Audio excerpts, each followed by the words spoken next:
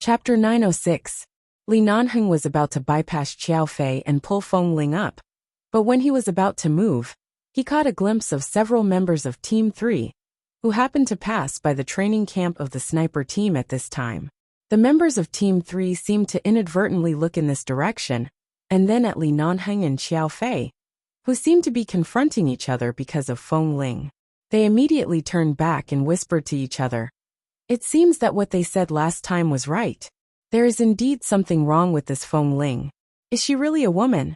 Could it be that boss hid a woman in the base, so that he could do that at any time when it was convenient? I think so. Wasn't Deputy Drillmaster Qiao in Team 2 before? When did he become so close to Feng Ling, who was assigned to the sniper team from Team 1? Just now, someone passed by and saw him pour hot water for Feng Ling. It seems that the other members didn't receive such treatment. Gee, if she is a man, she must have a problem with his sexual orientation. If she is a woman, then the problem is even bigger.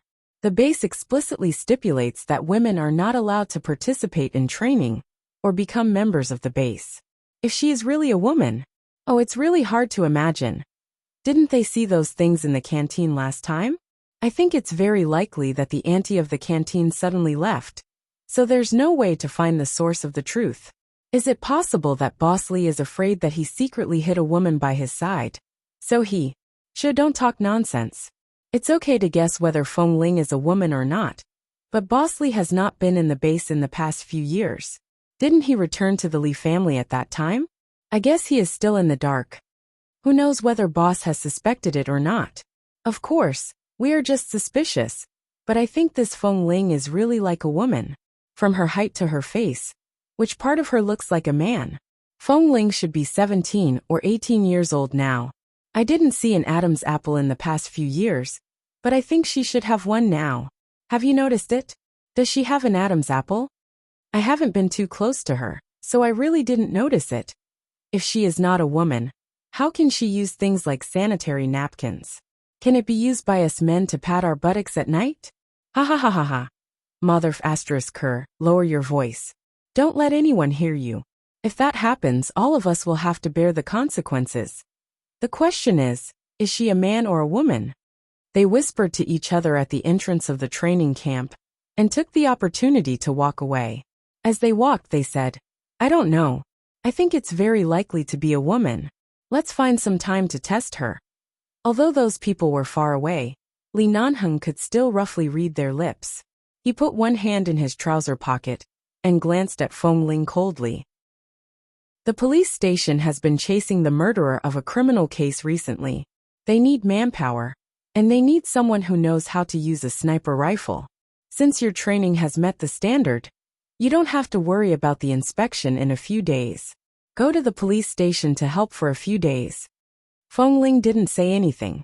Instead, she looked at Feng Ling coldly. Qiao Fei was about to say something when Feng Ling answered. All right, I understand. Tomorrow morning, pack your things and go to the police station. Bring a sniper rifle. There are a few snipers among the murderers. They will face them head-on. You go and cooperate with the police. Don't send anyone else to the base for the time being. Okay. She still had no doubt.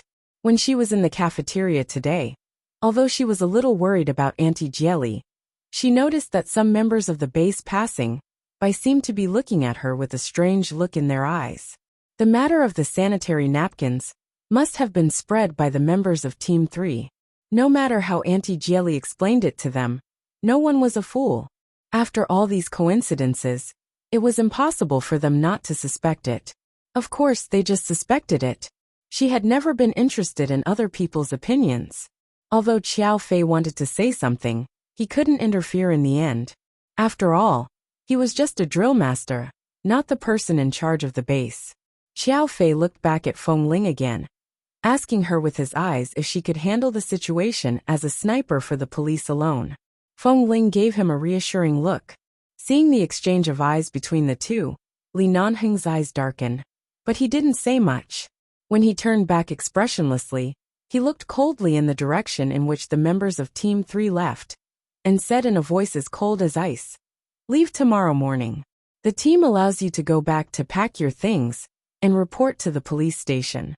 You can skip the evening training. Feng Ling was really worried about continuing the training at night because of her stomach discomfort. She was afraid that she couldn't hold on, or that her menstrual blood would flow more and more because of physical overdraft and excessive exercise. Xiao Fei was too protective of her. At this time, he couldn't be too obvious, so he couldn't let her rest. But he didn't expect that Li Nanheng would suddenly exempt her from the evening training. Did Boss Li attach great importance to this matter in the police station? The cold-blooded maniac, who had always been extremely demanding on her body, would ask her to end her training in advance one day. Feng Ling stood up with a cup of hot water in her hand. I see, boss. Li Nanheng didn't look back but walked straight out. His back was indifferent, as if he suddenly walked into the training camp, just now not for anyone, but to deliver a mission order. That was all. While boss was gone, Xiao Fei said in a low voice, That's good. You can also save 2 or 3 days of training. The intensity of the mission outside is not as high as now, but you must pay attention to safety. Besides, in the past 2 days, there were a lot of rumors about Feng Ling in the base. Many people paid special attention to her, standing in the corner and deliberately looking at her. When standing in the eye of the storm, it was better to leave the base for a few days. When this group of people stopped talking about these irrelevant topics, they would gradually calm down. After all, they were all men, and they wouldn't take it seriously. Feng Ling handed the hot water cup in her hand back to him. Then I'll go back to pack my things first. Deputy Drill Master Qiao, thank you for the hot water. Xiao Fei took the cup.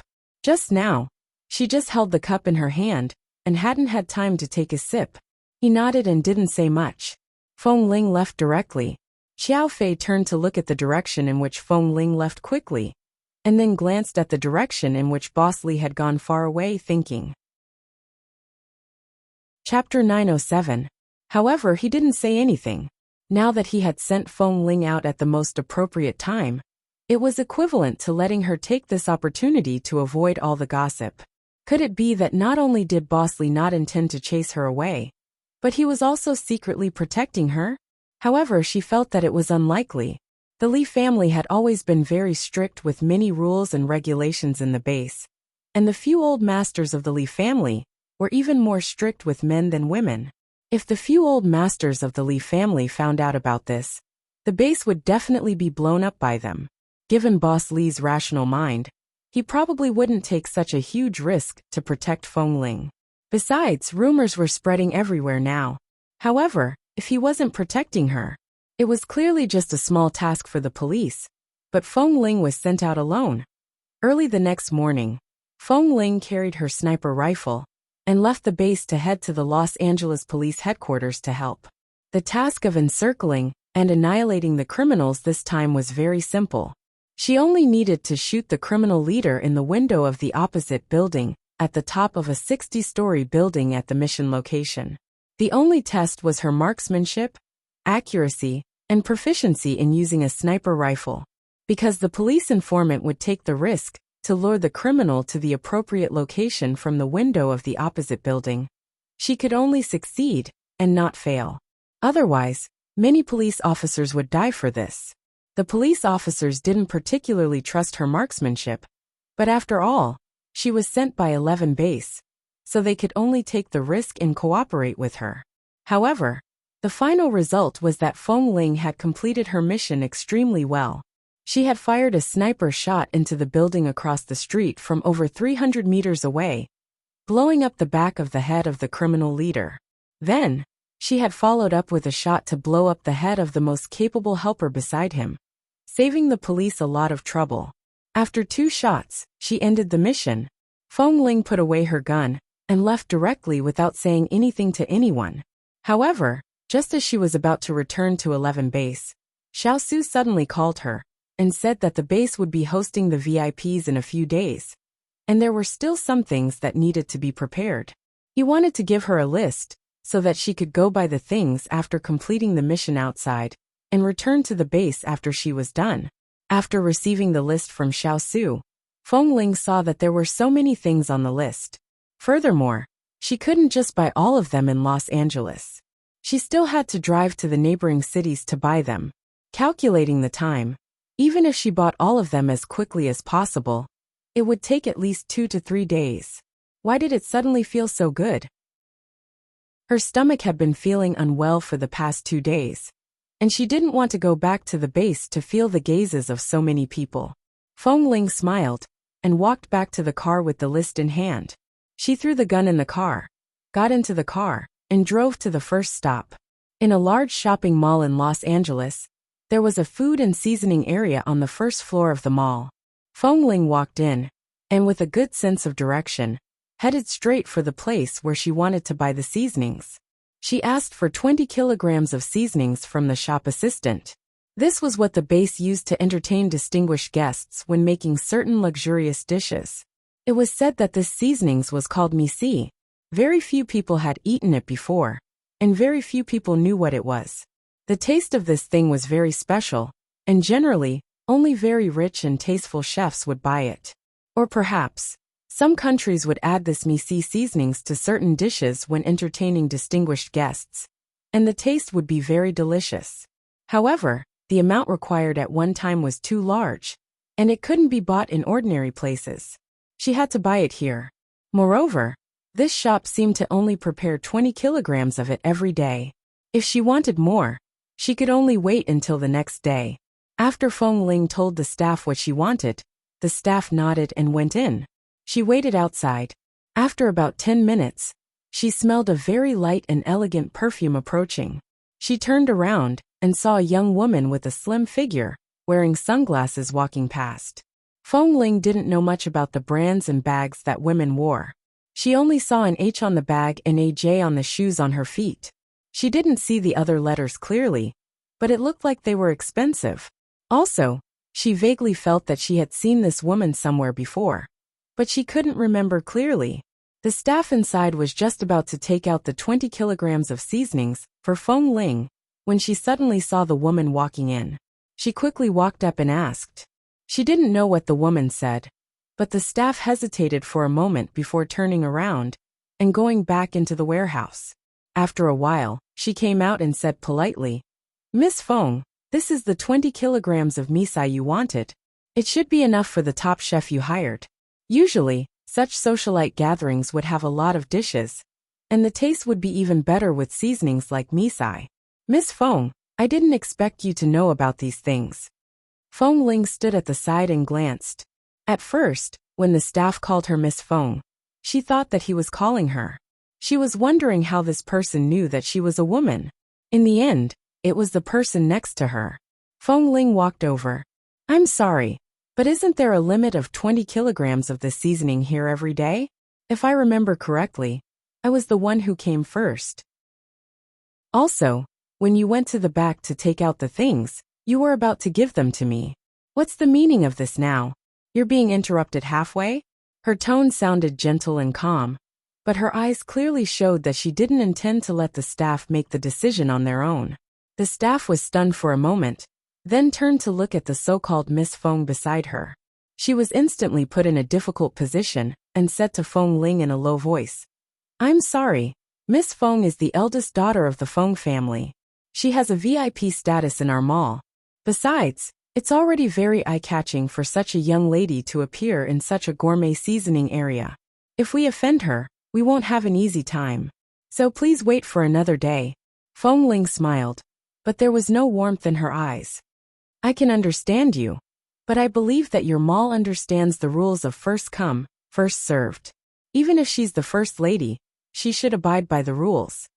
The staff was in a difficult position for a moment. Only then did Miss Feng turn around and glance at Feng Ling. Then, she took off the sunglasses on her face and sized Feng Ling up from head to toe. Then she asked in confusion, "Have I seen you somewhere before?" After Miss Feng took off her sunglasses, Feng Ling saw her face clearly. When she heard her words, she finally remembered. That time in the hospital, when Madame Feng and Qin Shu were in her ward, the eldest daughter of the Feng family, Feng Mingzhu, had also come in once. At that time, Feng Ling didn't pay much attention to her, but at least they had brushed past each other like this, so she had some impression of her. Chapter 908. Seeing that she was so straightforward, Feng Mingzhu immediately raised her delicate eyebrows, looked at Feng Ling for a while, and smiled lightly, but the arrogance in her eyes did not diminish. I remember, the ward ship took me into last time. Oh, by the way, you are from 11 base, right? Feng Ling didn't answer, but turned to look at the shop assistant, and put the card aside. This is the money for 20 pounds of seasoning. Hurry up, I'm in a hurry. The shop assistant didn't know whether she should take it or not. She turned to look at Feng Mingzhu. Miss Feng, this. Feng Mingzhu was still smiling. Little brother, we have a very important socialite gathering tonight. We've invited a world-class chef who needs this kind of seasoning. I happened to be passing by here, so I came to buy it on the way. How about I pay for 40 caddies, and you can take the other portion tomorrow morning? How about that? It's a gift from me. Feng Ling's eyes were very indifferent.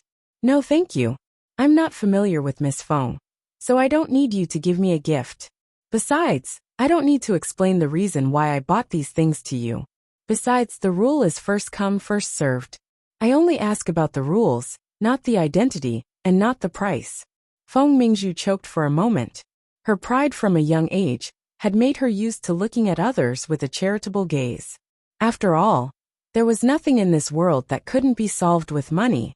She was already very polite, but this brat's temper was very stubborn. He didn't even give her face. He had heard from Qin Shuk that she seemed to like him. He had such a bad temper, and wore a black combat uniform all day long. What kind of taste did Qin Shuk have? But her combat uniform? Feng Mingzhu's eyes paused, and then she maintained an elegant smile. Is it convenient for us to talk in private? No, it's not convenient. Feng Ling didn't intend to pay more attention to him. The shop assistant felt embarrassed.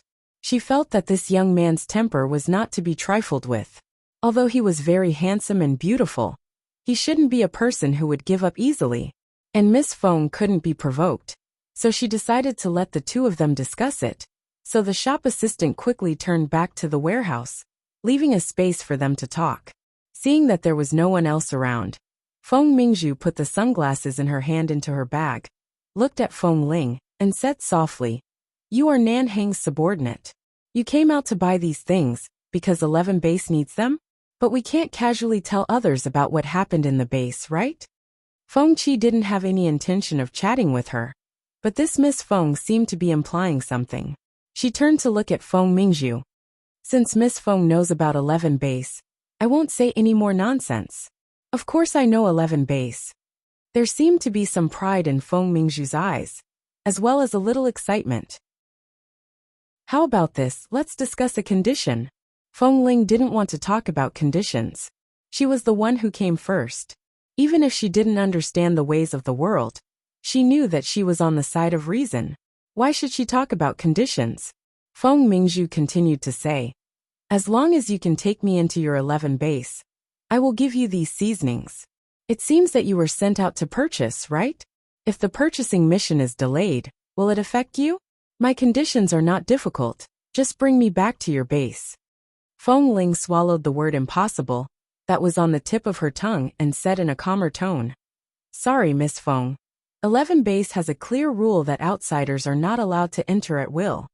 Don't you know that I am not an outsider? I am Li Nanhing's fiancé. When Feng Mingzhu said the word fiancé, her eyes lit up. It was not difficult to see that she liked Li Nanhing. It was not the first time that Feng Ling heard that Boss Li had a fiancé, so she was not surprised. And Boss Li had said that as long as it was not from his mouth, she should not believe a single word. Feng Ling said indifferently, Miss Feng, I really don't know you very well. I am just a member of the base, and I can't bring people into the base without permission. Since you are our boss's fiancé, why don't you ask our boss to take you there in person? Feng Mingzhu seemed to be choked. If Li Nanhing was willing to see her and talk to her, she wouldn't need to run to 11 base to chase after her husband. The person she had loved for so many years refused to marry her, would rather marry her dead sister, and didn't even want to see him. The matter between me and Nanhing is a bit complicated. No matter how complicated it is, it has nothing to do with me. I only know that there is a rule of first come, first served when buying things outside. And I also know that outsiders are not allowed to enter and exit the base at will. Sorry, please excuse me. As Feng Ling spoke, she raised her hand and gently pushed her away politely. Then she bent down to pick up the bag of 10 kilograms of seasoning on the ground and turned to take it aside, determined that she must take this thing away and would not give it away. Seeing that she didn't get any benefits, Feng Mingzhu's face was no longer full of smile. She looked at Feng Ling for a while and said with a hint of mockery on her lips, I can pay double or even 10 times the price to buy this thing. I believe that the shop assistant and the boss will not refuse to take it. Why are you so stubborn? Feng Ling was expressionless. There are surveillance cameras in the shopping mall. Any behavior of forcing people to buy or sell things is illegal. Miss Feng, if you have graduated from primary school, you should know this. If Miss Feng really wants the things that 11 Base wants to take away, you can talk to Bosley. There is no need to make things difficult for me. Besides, are you sure you want to snatch things from 11 Base? Feng Mingzhu's hand on the bag immediately paused. No matter how powerful the Feng family was, the Feng family couldn't afford to offend 11 Base. Besides, what she wanted to do was to leave a good impression in front of Nanheng, not to offend him or annoy him. Although she was unwilling, for the sake that this boy came from 11 Base, Feng Mingzhu didn't argue with her anymore. However, she still looked angry and forced a smile. All right, then I'll give it to you. But after all, you owe me a favor. If I have any request, I don't owe you a favor. Feng Ling didn't give her a chance to act. She glanced at her indifferently, and then turned to call the shop assistant to pay the bill. A few minutes later, she turned and left with the bag, not even looking at her. Feng Mingzhu had never seen such an ignorant and impolite person. Nor had she seen a man who was so ungentlemanly in front of her. He didn't give her any face at all. Her expression was ugly. She turned to look in the direction of Feng Ling's departure, and heard the shop assistant next to her whisper, Miss Feng, don't be too angry. This kind of stubborn person is mostly ignorant. I guess she doesn't even know how powerful the Feng family is. She is a frog at the bottom of a well. You don't have to be too calculative. Chapter 909. She didn't know if she was a frog at the bottom of a well, but she didn't give her any face at all. Feng Mingzhu held the bag in her hand and didn't say anything more. What was more angry was that Li Nanheng usually ignored her, and even the people around him were so rude to her. Did all the people from 11 Base have such a temperament? Feng Ling didn't want to talk to that Miss Feng at all. After leaving the mall, she put the bag of seasoning in the trunk, closed the trunk, and turned to get into the car. At the moment when the car door was opened, she suddenly felt a force. Feng Ling paused and turned her eyes expressionlessly, only to see that Feng Mingzhu, who had just pestered her in the basement of the mall, also came out. Glancing at Feng Mingzhu's hand on her car door, Feng Ling's voice was calm but obviously impatient. What's the matter? Feng Mingzhu continued to smile.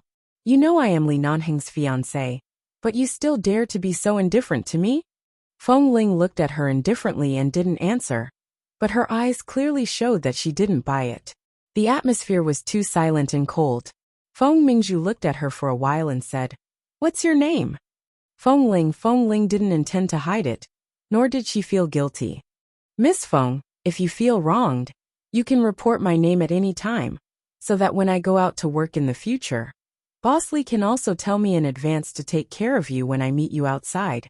But Bosley has never mentioned your name before. I only listen to the orders of the base. Miss Feng, you really don't have to make things difficult for me. Seeing this, Feng Ling was neither servile nor overbearing. Feng Mingzhu coldly smiled and changed the topic. Your surname is also Feng? Yes, unfortunately my surname is also Feng. Feng Mingzhu's smile became even colder. In the Chinese circle in Los Angeles, there aren't many people with the surname Feng. This is fate. Maybe our ancestors were a family for hundreds of years. Just help your family. Can you take me back to the base? Take your hand away. Feng Ling didn't look at her anymore and opened the car door. When she saw that she was about to push the car door, the impatience in her eyes became more obvious, and the simple words carried a warning. The Feng family also has a close relationship with the American military. We're all together. Even if we enter the base, it won't affect us. Besides, my relationship with your boss. Before she could finish speaking, the car door in front of her suddenly opened. Feng Mingzhu's wrist was almost broken by the force. The pain caused her face to pale. She stared in disbelief at Feng Ling, who had already opened the car door expressionlessly and sat in the driver's seat. You! Without looking at her, Feng Ling buckled her seat belt and closed the car door. She didn't even roll down the window to say another word to her, and directly started the engine. Seeing that this brat named Feng Ling was really going to drive, and that he didn't intend to hesitate at all, if she continued to pester him, she might really be hit by the car. Feng Mingzhu glared at the person in the car through the window, and could only take a step back. However, because her high heels were too high, she stumbled and almost fell. The smell of car exhaust poured into her nose, choking her and coughing several times. She raised her head and looked at the car that drove away without hesitation and disbelief. She was so angry that she smashed the bag in her hand hard on the ground. Feng Ling drove the car away and continued to the next stop. There were many things to buy, and she didn't want to waste time. When turning out of the intersection near the shopping mall, she still didn't look back at Feng Mingzhu, who was left behind. But she had heard from Kay that some women were particularly delicate or liked to put on airs. Perhaps this Miss Feng was one of them. Sure enough, women were troublesome. Since she was a child, she had never been in a circle with too many women. The number of women she had met could be counted with 10 fingers. But so far, the most wonderful women she had seen were that Qin Shuk and this Miss Feng. One was innocent and clingy, and the other was noble and arrogant and born with the temper of a rich lady. She was so arrogant that people instinctively wanted to kick her in the face. If she had to pretend to live like this every day after becoming a woman, she might as well cut off the 2 lumps of flesh on her chest. Feng Ling stepped hard on the accelerator and drove the car out of Feng Mingzhu's sight. At night, the Feng family, after attending the socialite party, Feng Mingzhu returned to the Feng family's villa. She was a little tipsy, but when she entered the door, she saw 2 white rabbit-shaped lanterns hanging in front of the main gate of the Feng family's house every year on this day. As soon as she saw the white rabbit-shaped lanterns, her heart was instantly filled with anger. With the anger she had suffered outside this afternoon, she ignored the housekeeper who came out to greet her, and quickly walked into the door. Sure enough, when she pushed the door open, she saw that Qin Qiu, who usually didn't come out of her room when she came home, was kneeling in front of the bodhisattva in the hall. Mom, it's been so many years. Why are you still like this? Feng Mingzhu angrily threw her bag on the table next to her, making a loud noise. It's been almost 20 years. How long do you want to pay tribute to her? My sister has only lived in this world for a year. Our fate as mother and daughter is so shallow. Do you have to let me live in the shadow because of her? Do you have to let everyone know that I still have a dead sister? Ever since I was sensible, I knew that I had a dead sister, but I didn't even know what she looked like. I never thought she existed, but every year, you have to remind the family that her. Mingzhu, Grandmother Feng and Grandfather Feng had just walked downstairs when they heard her voice. Do you know what day it is today? You drank some wine outside and came back shouting. What do you look like? I really can't take it anymore. I was originally happy outside, but the moment I came home, I saw the white lantern hanging at the door.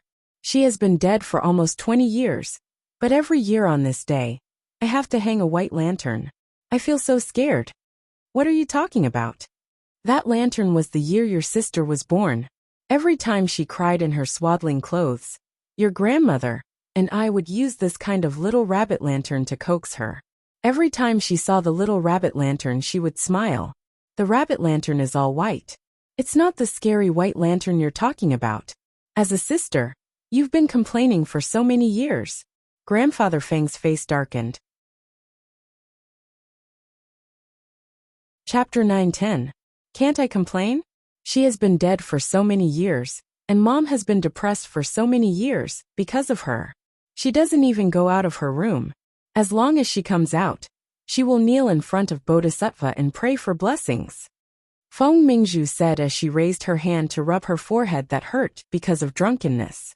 I've had enough. It's precisely because you keep mentioning this person, who doesn't exist anymore, that the Li family would find such an excuse to marry a cenotaph instead of me. I've already been humiliated by the Li family, but you still want to hold a memorial ceremony for her at this time.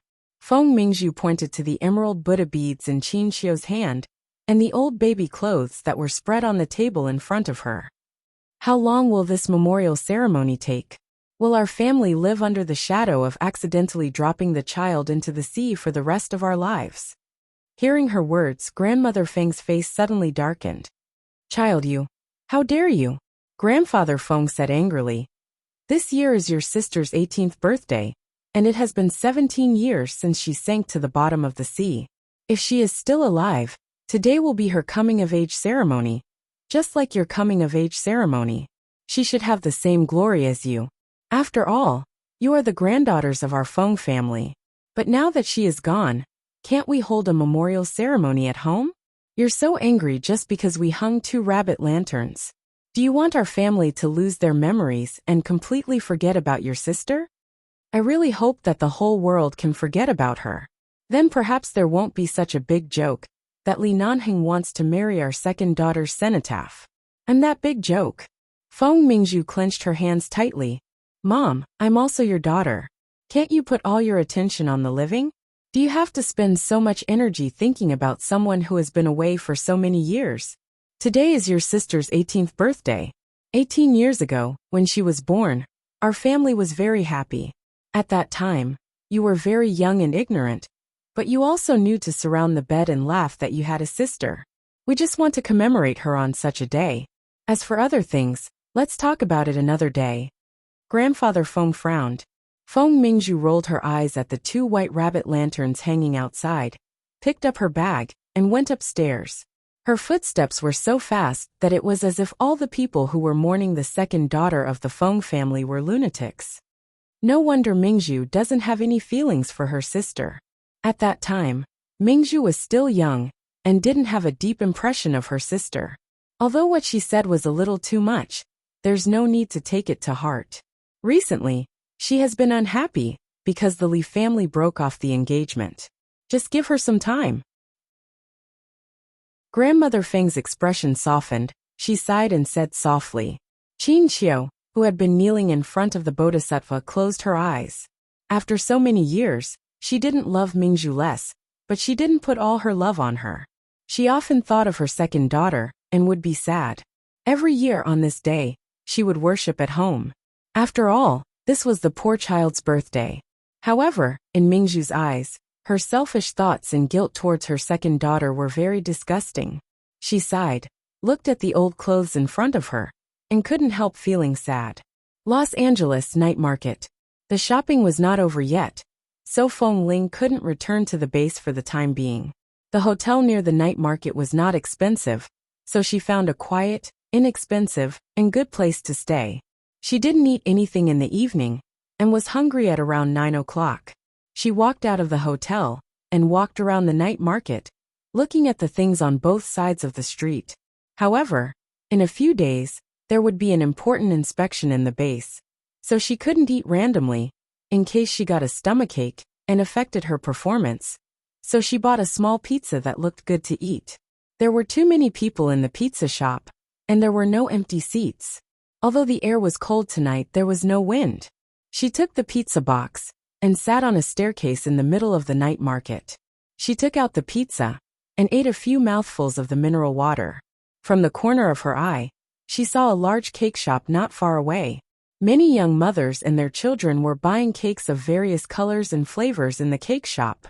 They were full of happiness. Feng Ling looked at the various cakes in the cake shop window and bit the pizza in her mouth. When she was about to reach out to pick up the mineral water next to her, she touched nothing but a man's leather shoe. She paused, turned her eyes abruptly to look at the shoe she had touched, and then looked up along the man's black trousers. When she saw Li Nanheng's cold face, she suddenly felt her palms were hot, and drew her hand back in fear. Li Nanheng looked at the crowd around him indifferently, and then glanced at Feng Ling, who was sitting on the dusty stone steps, and eating a vegetarian pizza. His cold and indifferent lips curved up when she didn't see it. He slowly walked down the stairs, until he was many steps lower than where she was sitting, turned around, and looked at Feng Ling, who was sitting there. The base asked you to come out to buy, but didn't limit your expenses. There are places to eat everywhere. Why are you sitting here and eating pizza? Feng Ling was expressionless. I didn't want to eat dinner, but I was suddenly hungry, so I came out to eat. She didn't ask why Li Nanheng suddenly came out.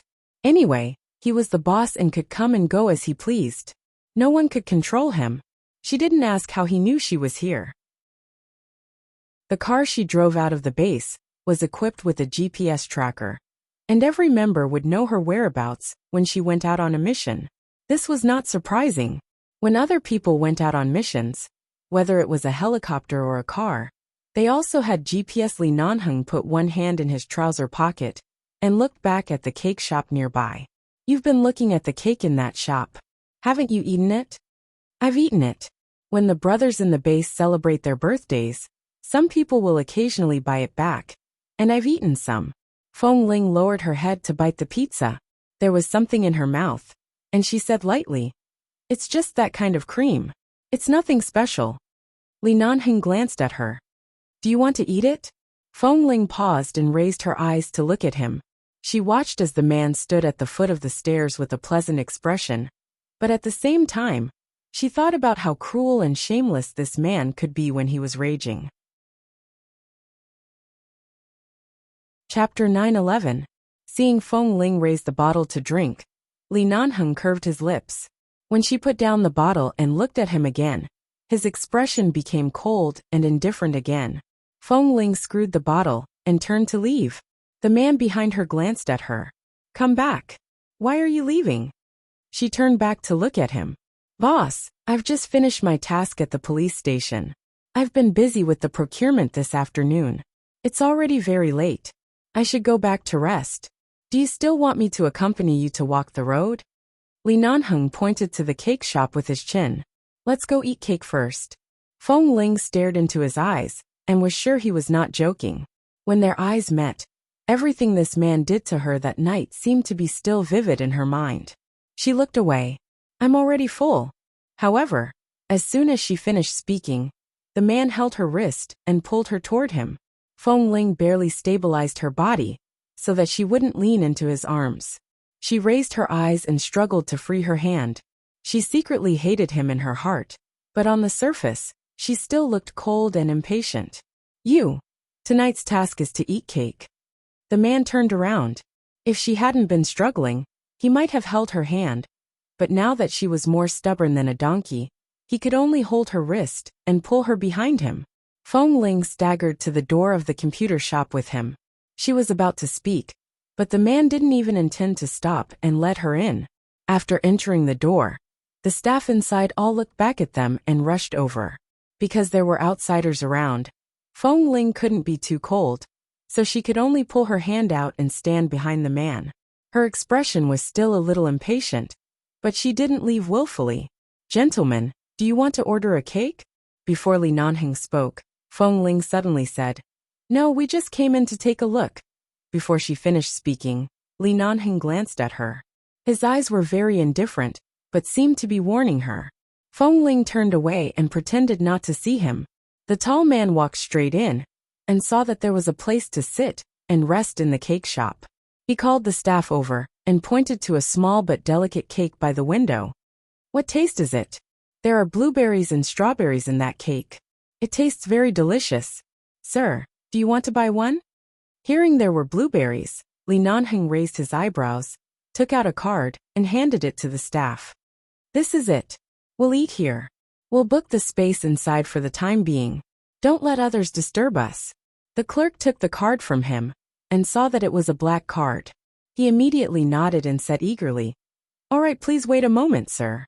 We'll bring it to the table inside right away. Please take a seat inside." Li Nanheng did not speak again. With one hand in his trouser pocket, he turned to look at Feng Ling, who was still standing in front of the door. He saw that her face was expressionless, but from her clenched fingers, he could see the hesitation in her heart. "I've already bought it.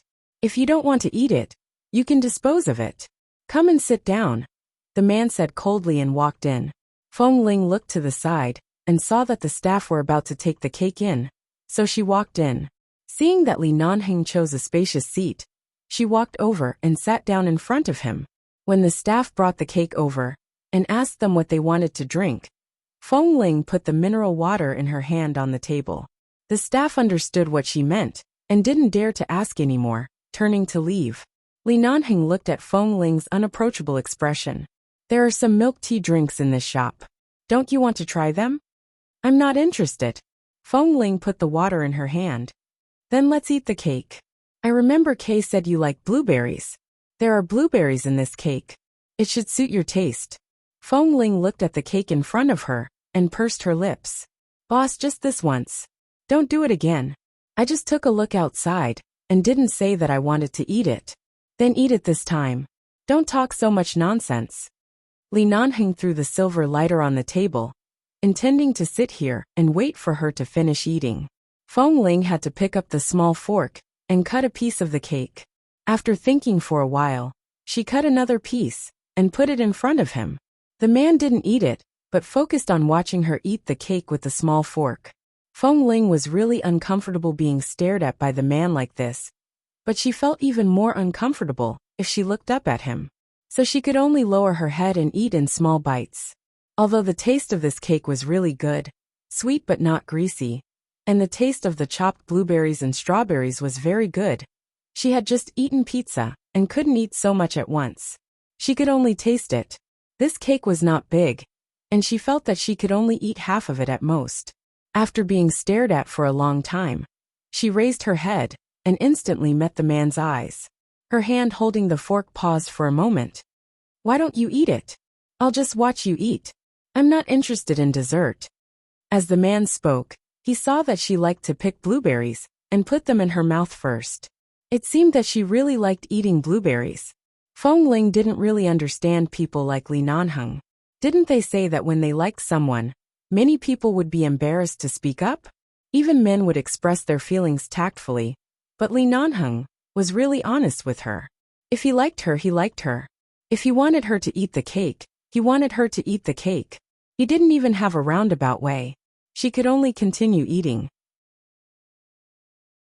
Not long after, she heard the man's seemingly casual tone. You don't know when your birthday is?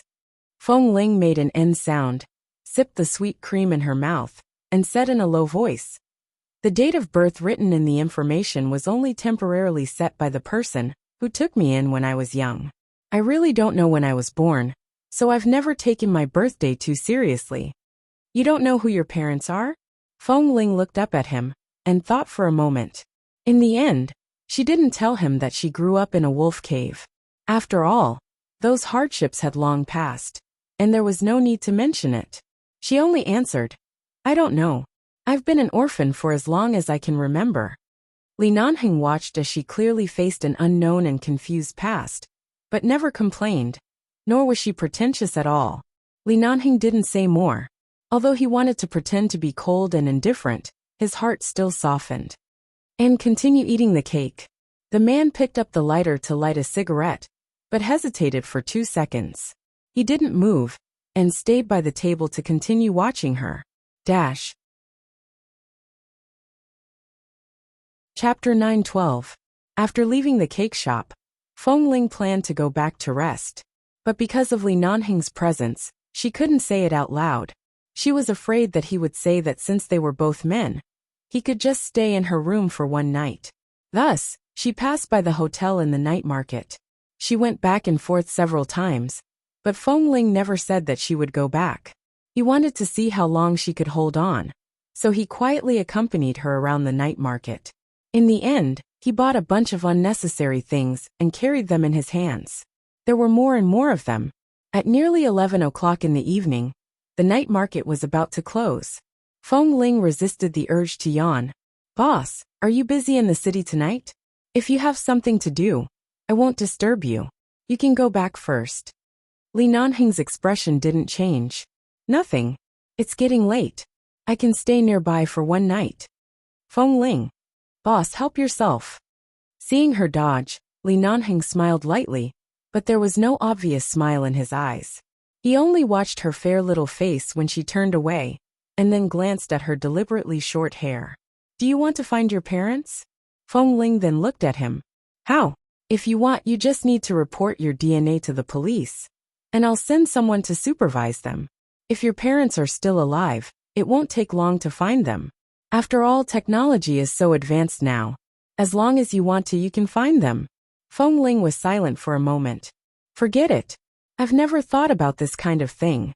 I've been used to being alone since I was young. Besides, I'm not sure if they didn't want me at all, so they threw me away. Why should I look for them? Even if it's just an accident. It has been so many years.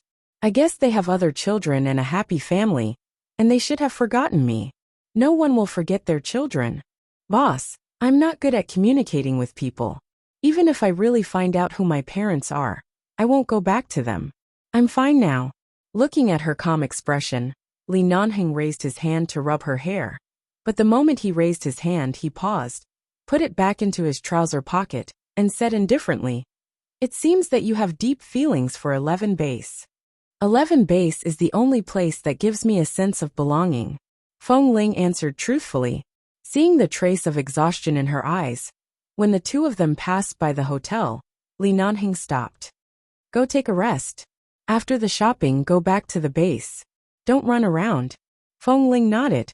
After Li Nanheng left, Feng Ling lowered her head to look at the pile of things in her hands. There were half-eaten cakes in boxes, as well as some things that she had bought from some stalls. There were all kinds of things, but why were most of them pink? She had clearly said that she didn't mind, but the colors Boss Lee chose for her were so girlish, but it looked really good. After another 2 days, Feng Ling brought the things she needed to buy back to the base. In the past 2 days, she didn't train so frequently, and her stomach was no longer so uncomfortable. Her period was almost over, and she could prepare for the various inspections of the United Nations and the U.S. military at any time. On the night before the visit of the inspection team, while there was no one on the training ground, Feng Ling went to practice with a sniper rifle alone. However, when she arrived at the training ground, she heard several gunshots and saw that Kay was practicing even earlier than her. What a coincidence! Hearing the footsteps, Kay turned around and saw her. He immediately smiled and sorted out the remaining bullets with the gun in his hand. Then he looked at the gun in her hand. "No wonder you're so good at the exams. Do you often come out at night to practice by yourself?" "No, I rarely come out at night. There will be an inspection tomorrow. No matter what, I have to pay attention to it." Feng Ling also walked over. However, as soon as she walked over, she suddenly saw that the other 3 had also come. The 5 of them looked at each other and laughed in an instant. Tam said, "It seems that everyone is the same. Our sniper team was taught by Boss Lee and Drillmaster Chow every day. We must not lose face for the base. It seems that we all understand this. We actually all came at the same time in the evening, although they had trained for a whole day during the day. The 5 of them were still in high spirits at this time, practicing shooting and laughing wildly. Such a peaceful night, when they recalled it many years later, still felt their blood boiling. The next day, the inspection team arrived. There were about 17 or 18 people. It was said that they were all high-level figures of the United Nations and the military, who were rarely seen. Although the management of 11 base was militarized, there were times of freedom and occasional laxity. But this time, they lined up neatly, and no one was perfunctory. There was no need for the drill master and elderly to say anything at all. Everyone knew the importance of today's task, so everyone took it seriously and did not hesitate. After an entire day of inspection, from the elite squads to the rookie squads, and then to the other major training camps, such as melee combat, long-range shooting, and long-range high-energy sniping, all of these specialized training camps were all inspected. After the inspection, it was time to see the abilities of each team. In the evening, the 5 members of the sniper team appeared as the finale. The 5 of them performed a beautiful long-range sniper from 300 meters away. All of them hit the bullseye, and their penetrative power was extremely strong, consecutively piercing through 3 targets. When the 5 of them first entered the sniper team, they were ranked first, but after so many months of training, the 5 of them were now almost equal in ability. Only Li Nanheng and Xiao Fei, who personally supervised the sniper team every day, knew how much effort each of them had put in, including last night when the five of them secretly went to the training camp to continue training. Although they did not break the harmonious atmosphere of hard work, they were well aware of how outstanding they were, and how united they were. After a whole day of inspection, almost every training camp won applause. 11 Base was indeed 11 Base. It did not live up to its reputation. The appearance of the sniper team was even more resounding. A certain leader of the United Nations, who had only occasionally applauded, couldn't help but clap harder when he saw the achievements of these 5 people. Chapter 913. In the evening, at 11 Base's celebration party, the sniper team was praised by the leaders one after another. After 3 rounds of drinks, a very influential leader in the U.S. military, named Daniken, specially went to the table, where the members of the sniper team were seated and sat down to speak with them. He even sat next to Feng Ling, and praised her even more. From time to time, he would ask her how old she was, and when she entered the base. In short, it was not difficult to see that this Daniken seemed to be very interested in Feng Ling. Feng Ling was not good with words, so she could only answer whatever was on her mind. Li Nanheng was chatting with someone at the table of the UN leaders. Glancing at Feng Ling's awkward situation, he smiled and said something to the person next to him, put down the glass in his hand, and turned to walk over. Mr. Daniken. As Li Nanheng approached, he casually patted Feng Ling's shoulder. At the same time, he turned to look at Daniken, who was seated by her side. Although these brats from the sniper team did shine brilliantly today, they are usually busy with training and missions. They aren't very good at socializing, and are afraid of saying or doing the wrong things. They are even more reserved when sitting with someone of your status. Mr. Daniken, please don't take it to heart. Ha ha ha, I don't mind. Daniken chuckled. He then glanced at Feng Ling, who appeared rather reserved. I'm just here to ask this little brother how old he is this year. He doesn't look old, but from his performance today, I can tell he's very outstanding. Feng Ling nodded. Li Nanheng curved his lips slightly and pressed his hand against Feng Ling's shoulder. Only then did Feng Ling react. She immediately stood up and said, Mr. Daniken, I'm sorry. I need to go to the bathroom. Let our boss sit here and accompany you for a few drinks. With that, she got up and looked at Li Nanheng's eyes. She understood what he meant. He wanted her to leave first, lest it would be too embarrassing to sit here and chat with him.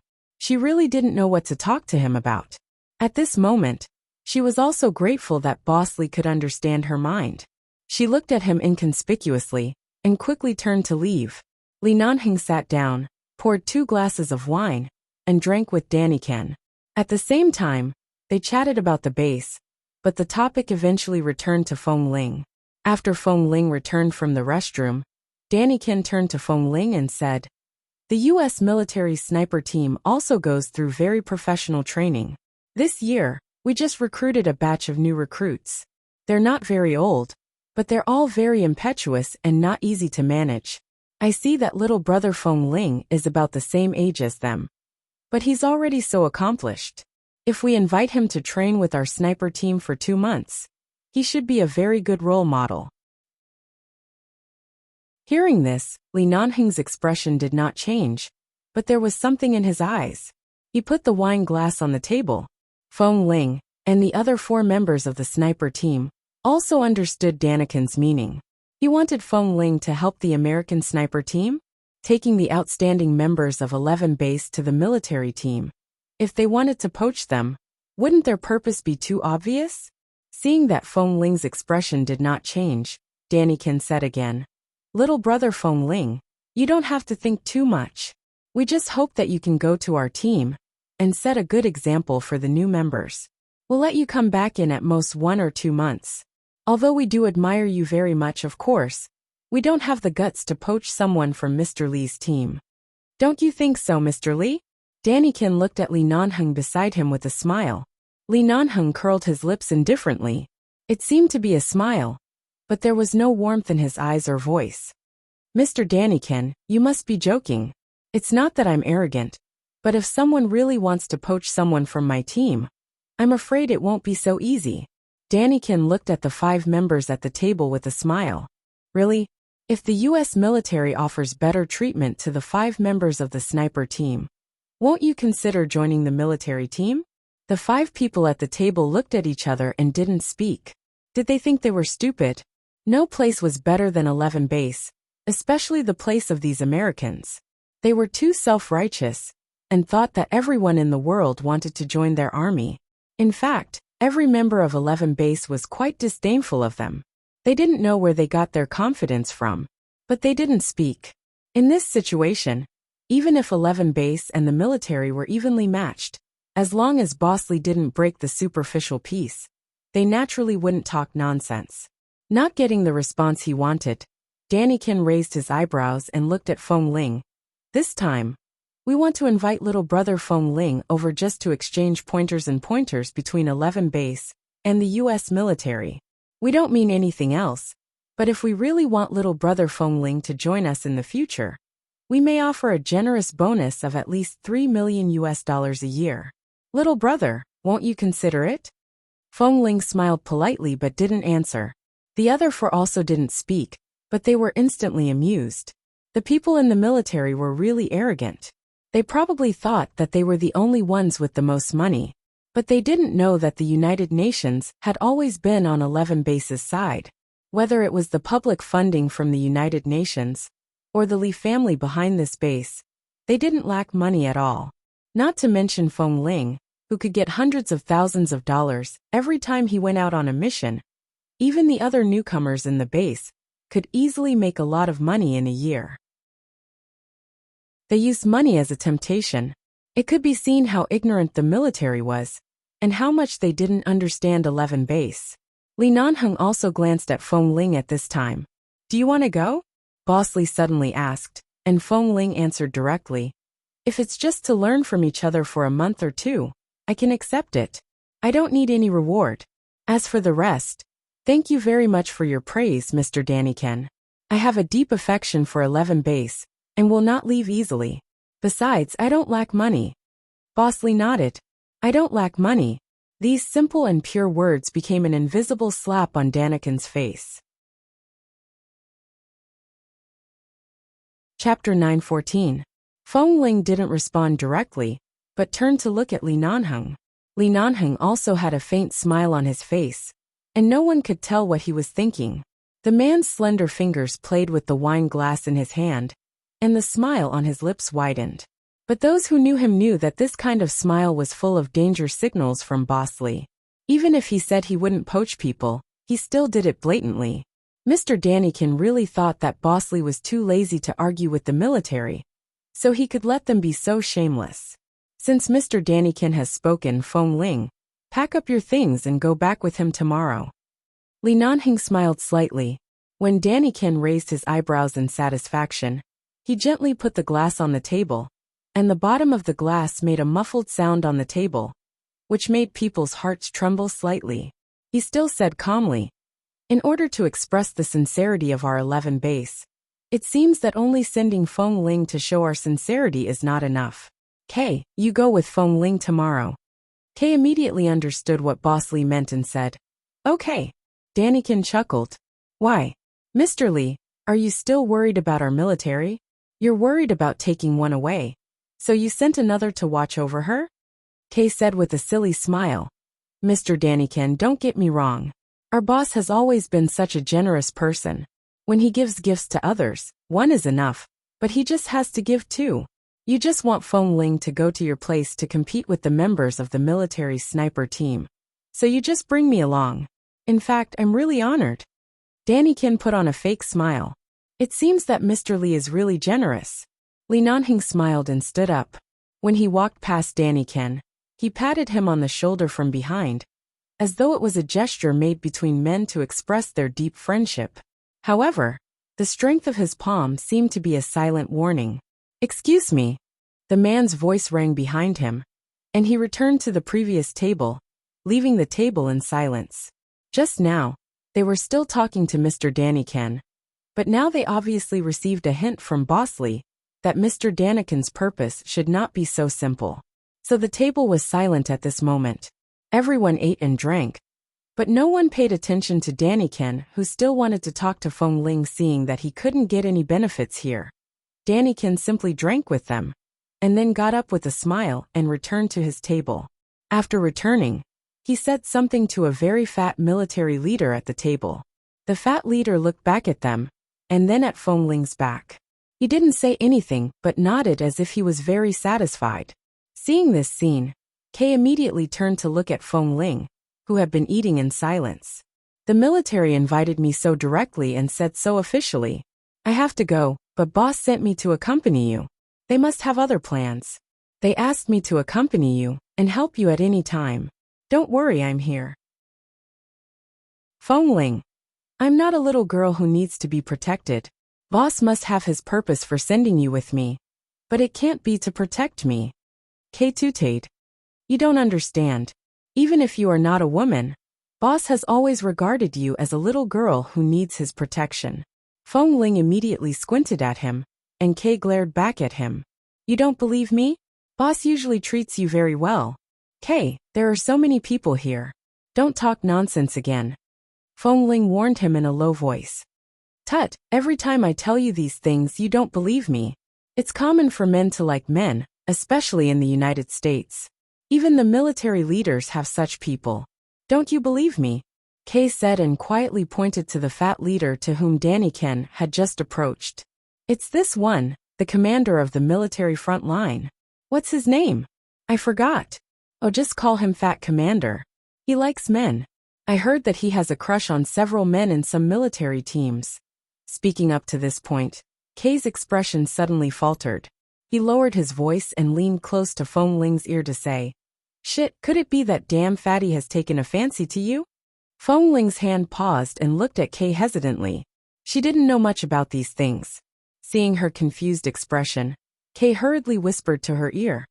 I just heard that this fat commander likes men, especially fair and beautiful men. He has played with many men. All the men in our base are tough men, but you look the most delicate and tender. I guess he likes you. Otherwise, why would Daniken suddenly ask you to go with them? Oh my God, they have bad intentions towards you.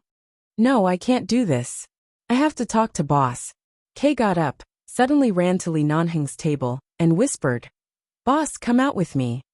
Li Nanheng glanced at him. What's the matter? Come out with me.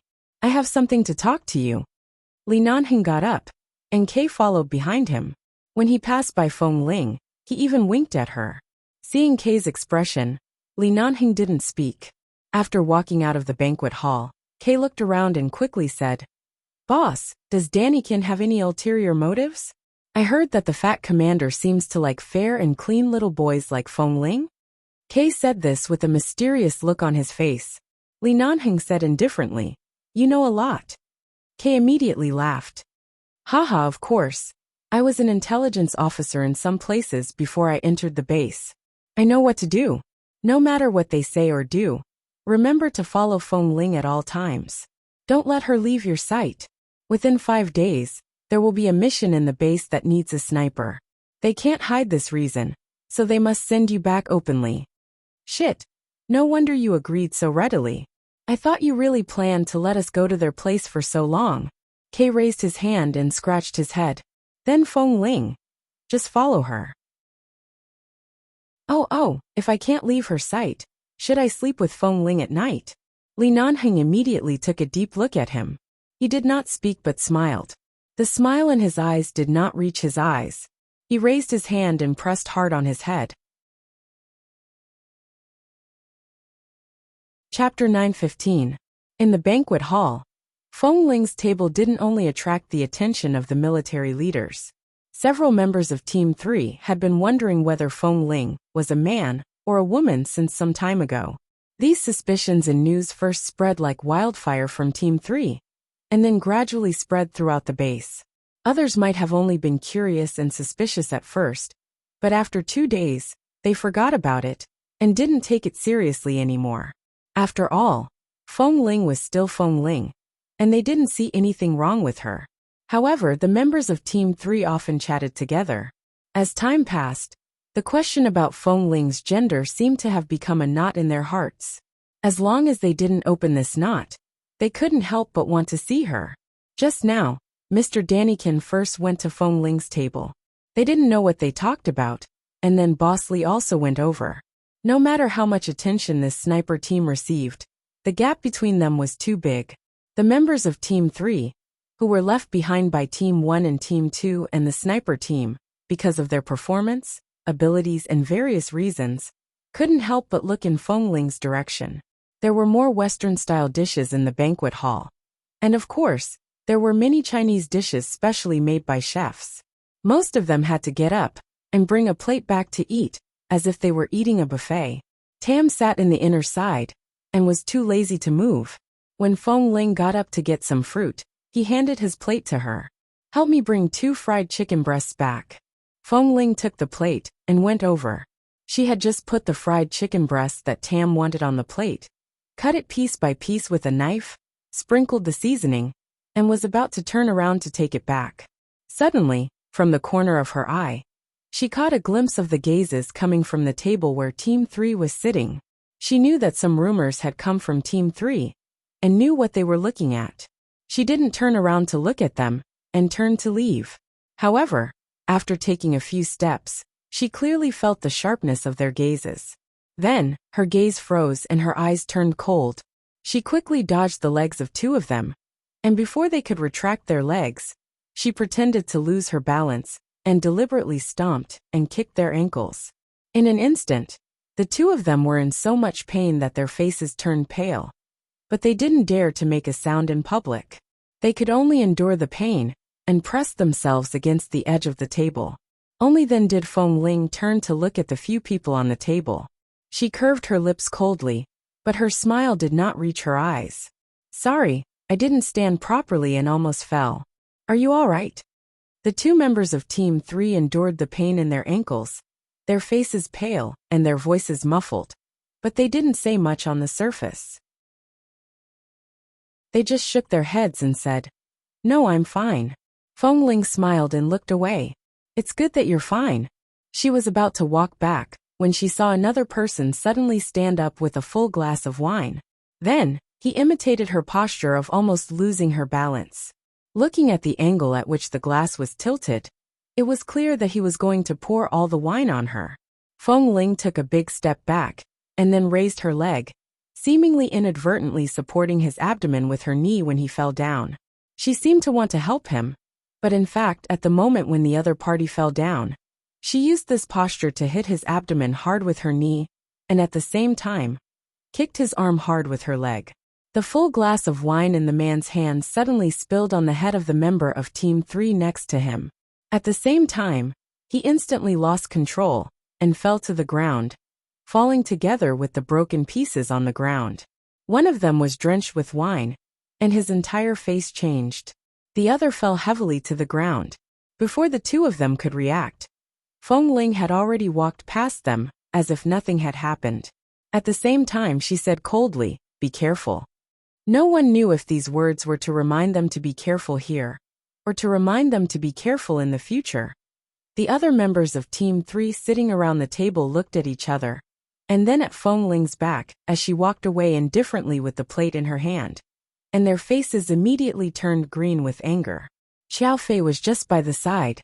Seeing this scene, he could tell that the members of Team 3 wanted to pour the wine on Feng Ling's chest. Such a blatant test. Did they know something?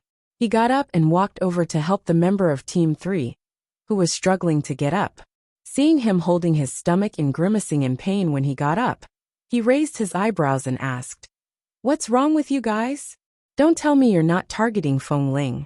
He's not in the same training camp as you guys, and we rarely interact. How did Feng Ling offend you?" "Brother Qiao."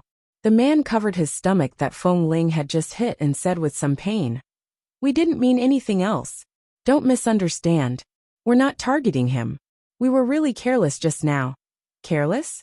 You almost spilled a full glass of wine on him. This is carelessness? Don't you know how Feng Ling has always won? His skills and speed. Even the 3 of you together may not be able to beat him. How dare you play tricks on him?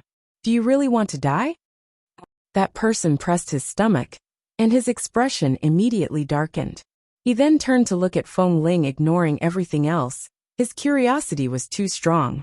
In the end, he couldn't help but say, "Brother Qiao, don't you think Feng Ling is like a girl? We don't have any other intentions. We just want to know if he's a man or a woman, because of the recent rumors in the base. We originally wanted to help her take off her clothes with this incident. That's all. We really don't have any other malicious intentions." Hearing this, Xiao Fei immediately raised his eyebrows and snorted. "I knew you guys didn't have good intentions. Sure enough, what are you planning? Usually when you go on missions, your Team 3 is always protected by the members of other teams. But now you actually directly target the people in front of you." The man immediately looked a little ashamed. "No, I'm really curious." "There's nothing to be curious about," Xiao Fei said coldly. Xiao Fei coldly and indifferently said, "I've been in the sniper team for so long. The last 2 times Feng Ling needed medicine, I personally took off his clothes and applied medicine for him. Aside from his fair and thin appearance, he's a pure man. You don't have to keep guessing. The base is filled with men. Don't do those things that only women do." Hearing this, the other members of Team 3 immediately got up and came over. They leaned over to Xiao Fei and asked in a low voice, "Is he really a man?" Chapter 9:16. We have lived in the base for so many years. Even if you haven't seen it, it doesn't mean others haven't seen it. Kay and his men often hang out with Feng Ling. If they were not men, they would have been discovered long ago, right? What the hell are you thinking about all day long? As soon as Xiao Fei finished speaking, the others glanced at each other, and then glanced at Feng Ling and the others. They saw that Tam, Lin Cheng, and Feng Ling were chatting and laughing together. They looked like brothers getting along with each other. Indeed, if they were really women, they should have been discovered long ago. A person could hide in the base for a year or 2, but it was impossible to hide for a long time. Could it be that the thing at that time really had something to do with Auntie Jelly? Then why did Auntie Jelly suddenly disappear in the canteen? Was it because she felt that the thing was seen by these young men and felt too embarrassed? So she left? But it didn't seem to make sense. But now they wanted to find Auntie Jelly to ask the truth, but they really couldn't contact her. But Xiao Fei was a drill master after all, and he wouldn't lie to them. "Got it, Brother Qiao, it's our fault," they said in a low voice. Xiao Fei nodded coldly. "Well, don't spread these irrelevant things around in the future. The recent rumors in 11 base are all from you, right? If there is really something wrong with Feng Ling, the higher-ups would have specially asked Feng Ling to investigate it. There is no need for you to do it, understand?" Yes. Don't worry, it won't happen again." Xiao Fei withdrew his gaze from them and walked away, leaving the members of Team 3 with a doubtful and confused expression. The next day, Feng Ling left the base with the U.S. military, accompanied by Kay. No one knew why Feng Ling was suddenly taken away by the U.S. military, but everyone felt that it was not so simple for the U.S. military to take Feng Ling away. A member of the sniper team was invited away by the U.S. military, which had always been secretly displeased with the base. There must be something fishy about it, but no one dared to ask directly. After arriving at the place, Dannykin arranged a good residence for Feng Ling. Feng Ling went in and saw the environment inside and directly left. "This is not a place where I should live. Where does Kay live? I'll go with him. Kay also lives in this building, but since we invited the 2 of you over, of course we can't let the 2 of you squeeze into the same room. The room he lives in is also not bad. Don't worry and stay here. I'll talk to the leader later and see how to arrange for you to exchange pointers with our sniper team," Dannykin said as he opened the door again and gestured for her to enter. However, Feng Ling was determined not to enter. After a while, Kay jumped out of nowhere and suddenly came up the stairs. He waved at her from afar. "Feng Ling, come here. My room is very big. It's even a suite. There are 2 beds. Let's live together." "All right." Hearing that there were 2 beds, Feng Ling nodded without hesitation and walked straight to Kay, completely ignoring Dannykin who had been dragging her in. Seeing that Kay had come to this floor, Dannykin didn't know what to say. He leaned forward and said, "Haven't we arranged rooms for each of you?" Brother K, do you often live together like this in the base? We're all men. What's wrong with living together? It's not the same bed. Kay took a look at him matter-of-factly. Even if we share the same bed, it's not a problem. Does everyone in the military team live alone? Do you have so many rooms? Don't you have dormitories? That's true. However, for outstanding members like you and little brother Feng Ling, we've always treated them very well. Aside from the generous bonuses, you'll also be given a good residence. There are many outstanding snipers in our sniper team over there. I'll find an opportunity to introduce you to them, Dannykin said with a smile. That's right. Haha, we're just here to exchange pointers. We don't care about other things. Go ahead. Call us when you need us. Kay said and winked at Feng Ling. Let's go back to the room to make the bed. I see there are new bedsheets in it. Seeing that the two of them had left, Dannykin stood where he was. The smile on his face gradually faded, and then turned cold. He narrowed his eyes, and turned back to glance at the room Feng Ling had specially arranged for her. With a displeased expression, he walked over and slammed the door with a pung sound. The next morning, just as Dannykin had said, he arranged for them to spar with the military sniper team. It was a very simple technical exchange, so simple that Feng Ling and Kay could clearly see that they didn't mean it.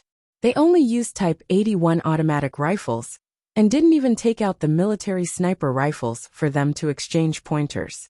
However, in addition to good performance and high accuracy, this Type 81 automatic rifle also had a small regret, which was that it was very heavy. It was heavier than the largest sniper rifle they had ever seen before. Kay didn't care. He was strong, but he was a little worried about Feng Ling. He suspected that they deliberately didn't take out the sniper rifles, but deliberately took out this kind of thing to deliberately mock Feng Ling's weak body. However, Feng Ling's face was expressionless. She just looked at the confident expressions of the military snipers when they were shooting. She could see that each of them was also first class in strength and physical fitness. Boss Lee always talked about her physical fitness, which was actually very reasonable. When it was Feng Ling and Kay's turn, Kay went to the field first. Although it was a little heavy, it was not inferior to the elite military snipers. When Feng Ling was about to go to the field, Kay walked back from her side and whispered to her in a voice that only she could hear. The weight of this gun is not right. I just tried other people's guns, and they are lighter than ours. It seems that the butt of our Type 81 automatic rifles is filled with lead or sand. These idiots must have come to humiliate the people of 11 Base. Be careful. Hearing this, Feng Ling walked down calmly to the field. When she picked up the gun they handed to her, as Kay said, it was much heavier than she expected. However, they used the chest ring target, which was one of the common training events in the base. Chapter 917. When he finally realized what had happened, he saw that the center of the 5 targets in the field had been hit by the bullets, and the bullets had penetrated the targets behind, shooting down all the bullets that the soldiers had shot into them. Kay's eyes were also slightly watery. Sure enough, Boss and the drill masters had the best taste. Although the gun was very heavy, Feng Ling was still Feng Ling. Even if she was holding a 1,000-pound boulder in her hand, her aim was still better than that of ordinary people. Furthermore, she had fired a few shots in a split second without any hesitation. Furthermore, she was so accurate. The people standing closest to her were probably going to be deafened by the deafening sound. How could such a heavy gun be so fast and powerful? Feng Ling suddenly remembered that in the base, everyone was used to choosing light guns. Even if it was a sniper rifle, no one was willing to touch something that was too heavy, because they were afraid that it would be inconvenient to carry something too heavy on their back when they went out on a mission, and it would be too heavy. But at this moment, she suddenly realized that Boss Lee had once commented on them when they were choosing their sniper rifles. Sure enough, we haven't experienced enough yet. So this was what he meant. Heavy guns were not necessarily a burden. On the contrary, perhaps at some times, only these heavier weapons could suppress the wind and various changes on the battlefield, and they were several times more stable than any light guns. She didn't expect that she would have such a harvest this time. The corners of Feng Ling's mouth curved up. When she put away the gun, even if the people in the field were unwilling to applaud, they still had to applaud for the sake of the peace with 11 base. Kay was even more excited and couldn't wait to rush forward and carry Feng Ling, this big baby, over. However, he kept in mind the look in Boss Li's eyes that could devour people. Forget about hugging him. It was better to protect him well. After arriving at the military sniper team training camp, Kay followed Feng Ling wherever she went for 3 consecutive days. He even followed her when she went to the toilet. Fortunately, the suite they lived in had a bathroom and a bathroom in each bedroom, so they didn't need to go out. This was not 11 base. Even if they didn't need to train, they still had to avoid arousing suspicion. If they had nothing to do, they would rather eat instant noodles in their room than go out, let alone go to the cafeteria here to be watched and criticized behind their backs. On the morning of the 4th day, the military sniper team invited them to join them during the morning training.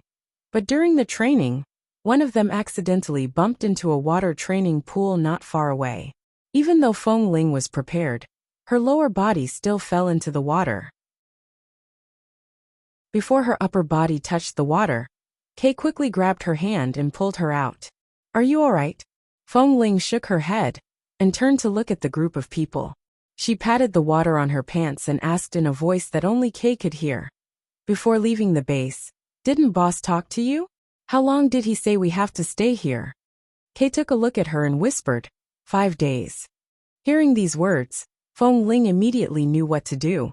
She decided not to argue with this group of military trash for the time being. Otherwise, the superficial peace between 11 base and the military would be broken sooner or later. At that time, it would be really difficult to deal with them. She didn't know what would happen.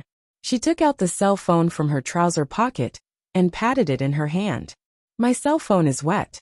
She rarely took her cell phone with her in the training camp of 11 base, but she always took it here. She didn't expect such a scene would happen. "Go back and change your clothes. Don't walk around. I'll clean them up here." Kay gave her a wink. Feng Ling nodded.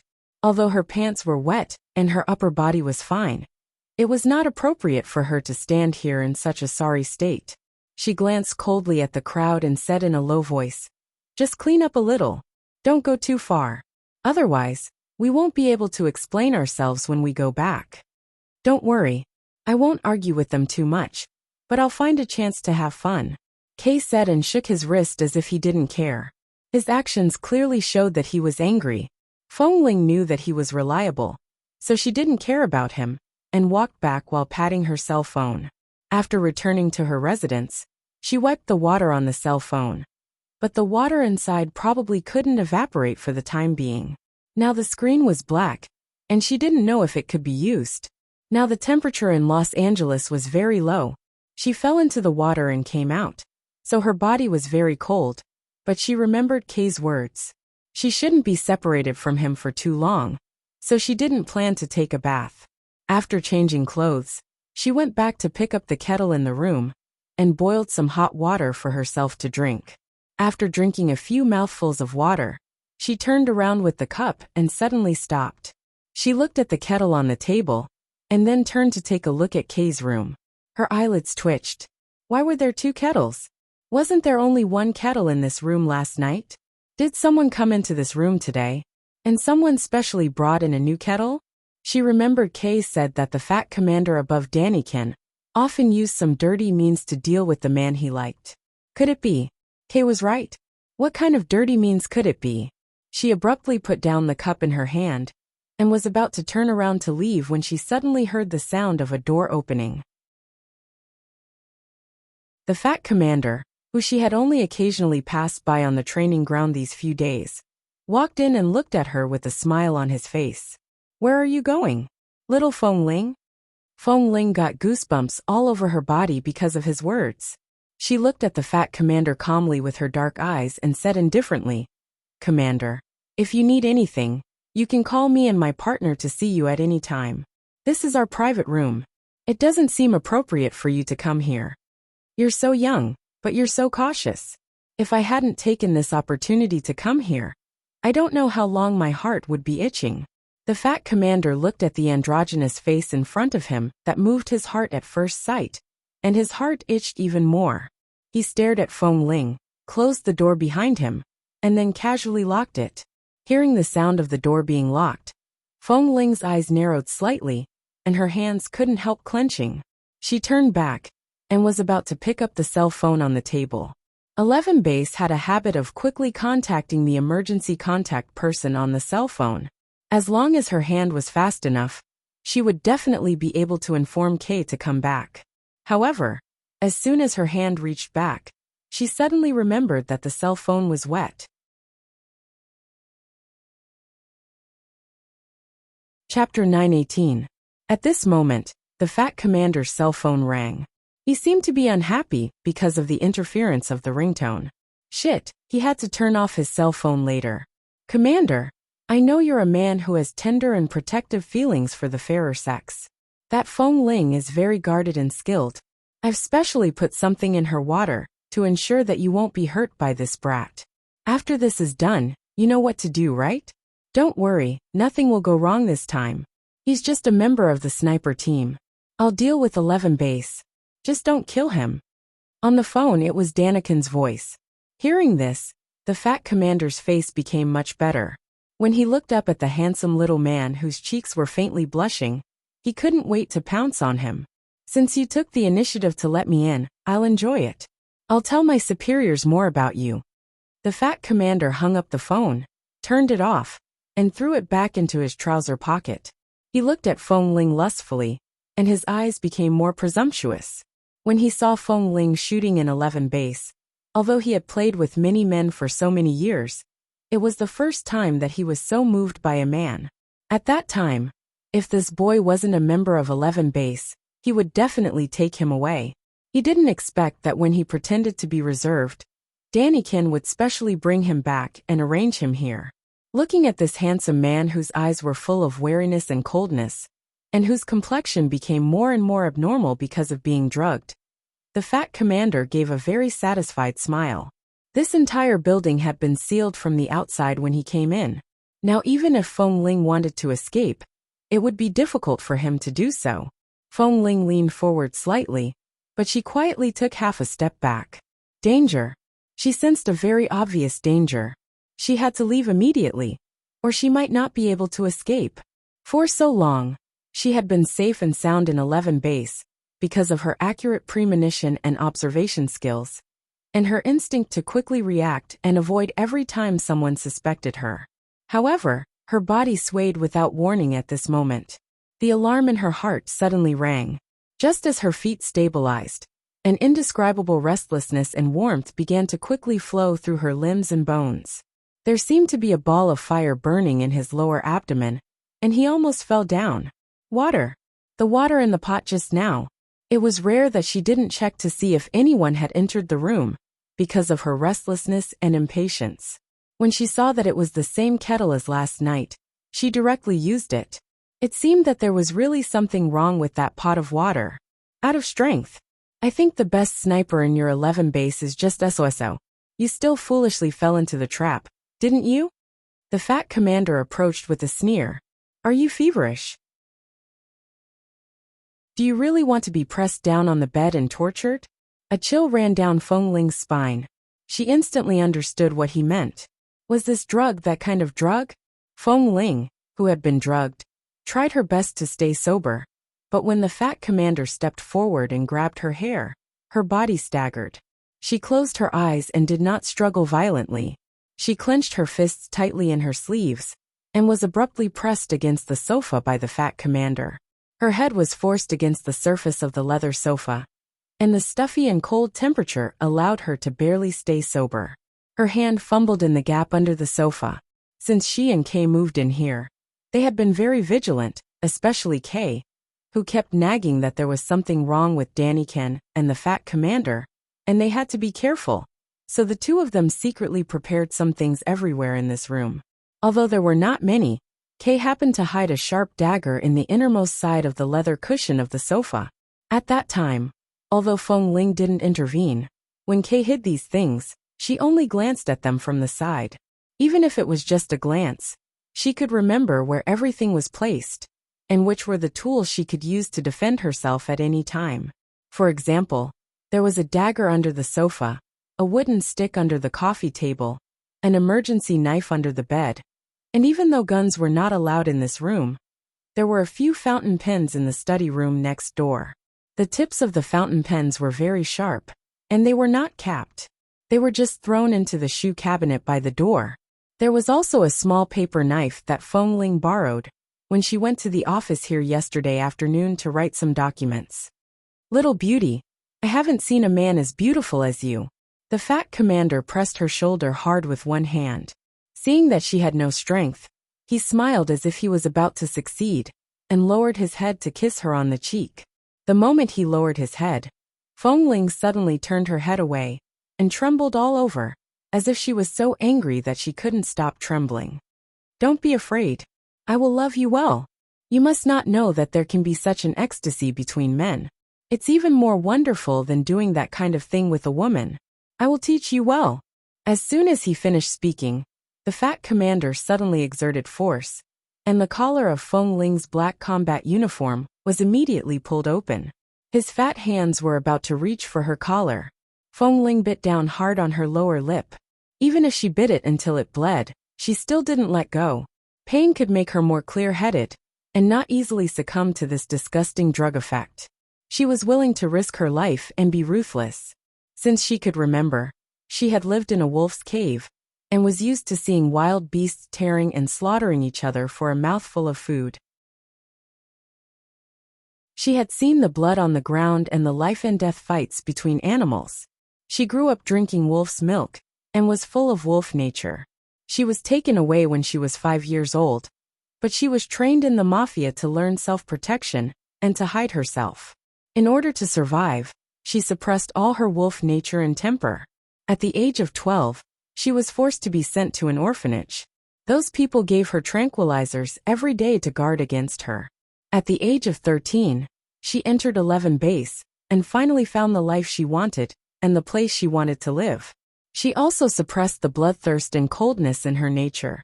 She just wanted to live a good life like a human being, with hot food to eat and a warm bed to live in. That was all. But obviously, sometimes people were cold-blooded, more terrible, and deserved to die than wolves. Chapter 919. From the beginning, Feng Ling didn't waste any strength to struggle. The moment she clenched the dagger in her hand, she abruptly turned over, and before the fat commander could react, she forcefully stabbed the dagger at the hand that was pressing her shoulder with all her strength. Ah! The sharp dagger instantly pierced into the back of the fat commander's hand. He screamed in pain and hurriedly let go. Feng Ling supported herself against the edge of the sofa and stood up.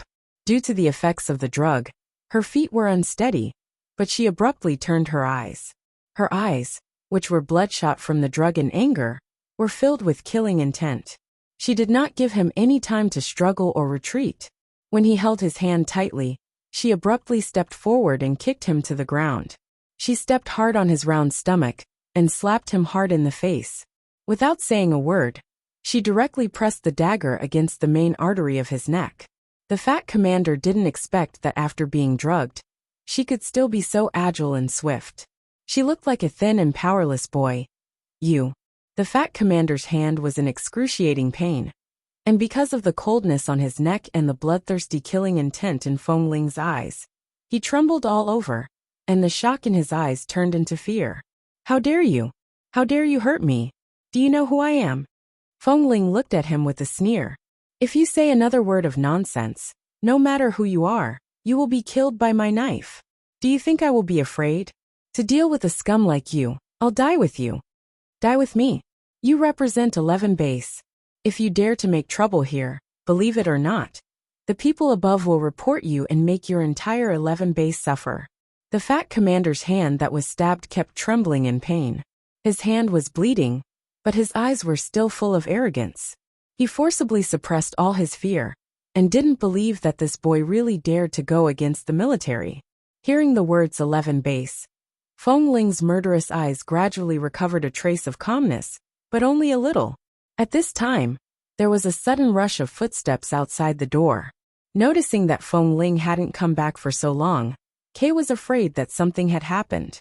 After all, it was the first time that she had left his sight for more than 10 minutes. When he rushed back, he saw that someone was guarding this building. Noticing that something was wrong, he knocked them unconscious, rushed in, and kicked the door open. The moment she entered the door, she saw this scene. The fat commander was lying on the ground, his hands covered in blood. Feng Ling pressed the fat commander down with bloodshot eyes. She held a bloodstained dagger against his neck. If she used a little more strength, she would be able to kill him. Feng Ling, what are you doing? Even if he remembered to protect Feng Ling, this was, after all, a military area. If she dared to attack the commander here, none of them would be able to leave, and 11 base would definitely be implicated. Before he came back, he had called Bosley. Bosley was on a mission 10 kilometers away with a group of elites from the base. He had planned to come here directly after the mission, so he picked them up 5 days earlier than expected. After telling Bosley the situation, he hung up the phone. Now Bosley hadn't arrived yet. Nothing must happen to him. Feng Ling clutched the fat commander's collar tightly and pressed the dagger against his neck. Her eyes were cold, and she said word by word with hatred, "They drugged me." Kay's heart suddenly skipped a beat, and he suddenly turned to look at the kettle next to him. Understanding what she meant, he frowned. But it seemed that Feng Ling didn't suffer a big loss. Even if he had the urge to kill this scum, he had to bear it for the sake of the overall situation. And it seemed that the fat commander's hand was also hurt by Feng Ling. He hurriedly walked over and pulled Feng Ling up. Feng Ling didn't get up, so Kay pressed her shoulder hard and warned in a low voice, "Boss will be here soon. If there is any dispute, let's talk to boss. Don't solve it in this way, or it will be very difficult." With that, he lowered his voice and whispered to her ear, "You have hurt the commander. Even if they were dirty first, this is the way of the world. His identity and status don't allow you to do anything too outrageous. Listen to me. Let's wait for boss to come and solve it." Feng Ling still didn't move, staring coldly at the fat commander who was lying on the ground, but was smiling smugly at this time. He knew that they didn't dare to do anything for the sake of the overall situation. Feng Ling clenched his collar even more tightly. "I'm on the same side as you. Boss asked me to protect you, but we are 11 bases people after all. Feng Ling, you will destroy 11 base." The bloodthirsty light in Feng Ling's eyes gradually faded. She suddenly withdrew the dagger, and then let go of the man on the ground. At the same time, she was pulled up by Kay and staggered a step back. She clenched the dagger in her hand, but didn't do anything again. She just looked coldly at the fat commander, who stood up with one hand on the ground. She didn't want to say a word and suppressed the fiery restlessness and the urge to kill in her body. Fearing that she couldn't control herself, she suddenly turned around and was about to walk out. Seeing her strange look, Kay didn't know how serious the drug these bastards gave her was. He frowned and was about to go out with her. "Too good for nothings. Do you really think you can escape from this place?" The fat commander looked at Kay, who didn't dare to do anything to him. And Feng Ling couldn't hold on for long because of the drug in her body. After all, he was a man. His face was hurt and his hand was stabbed. Even if he was injured, he couldn't stand it. Bang! Feng Ling's head was abruptly pressed down by the fat commander, who suddenly walked over quickly. She was slammed against the wall by the door, and in an instant warm, crimson liquid flowed down her forehead and stained the wall. Kay's eyes widened. "Damn it! What the hell are you doing?" He stepped forward, dragged the fat commander away, and was about to help Feng Ling up, when the fat commander suddenly took out a gun from his waist and pointed it at the back of Kay's head. Kay paused and stood still, looking worriedly at Feng Ling, who was leaning against the wall and hadn't moved for a long time because of the violent impact on her head. He could only see blood flowing down her forehead. Kay clenched his hands into fists. Chapter 920. Feng Ling. Suddenly roared, kicked back hard, kicked the gun out of the fat commander's hand, took it back, and pointed the muzzle at the fat commander's forehead. The fat commander grabbed Feng Ling's hair tightly. When Feng Ling was pressed against the bloody wall without any signs of struggling, he sneered and looked at A, who was pointing a gun at him. Do you dare to shoot? A's eyes were also filled with coldness and ruthlessness. Let go of her.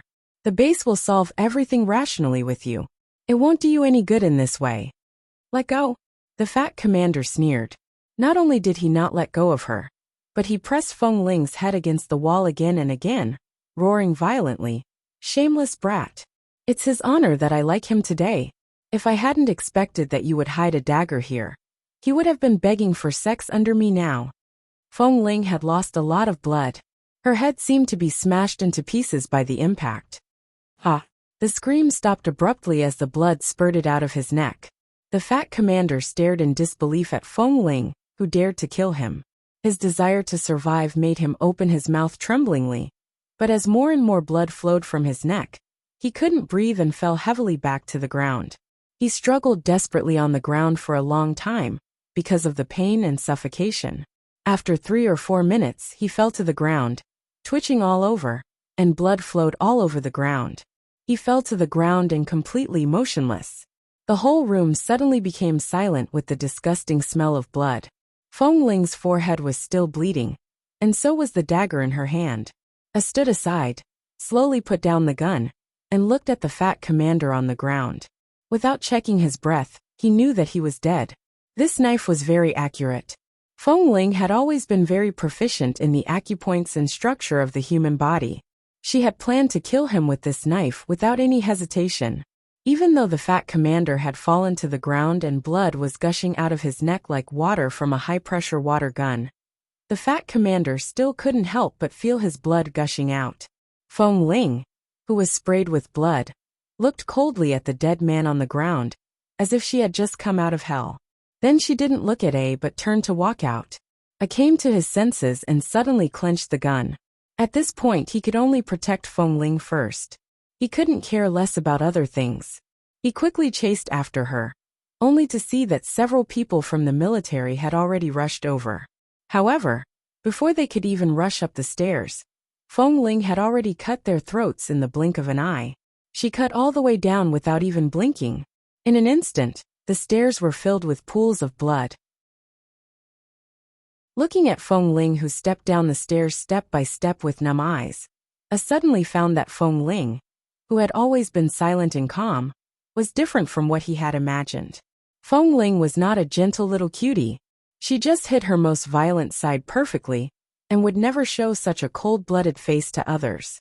He didn't know what kind of past Feng Ling had.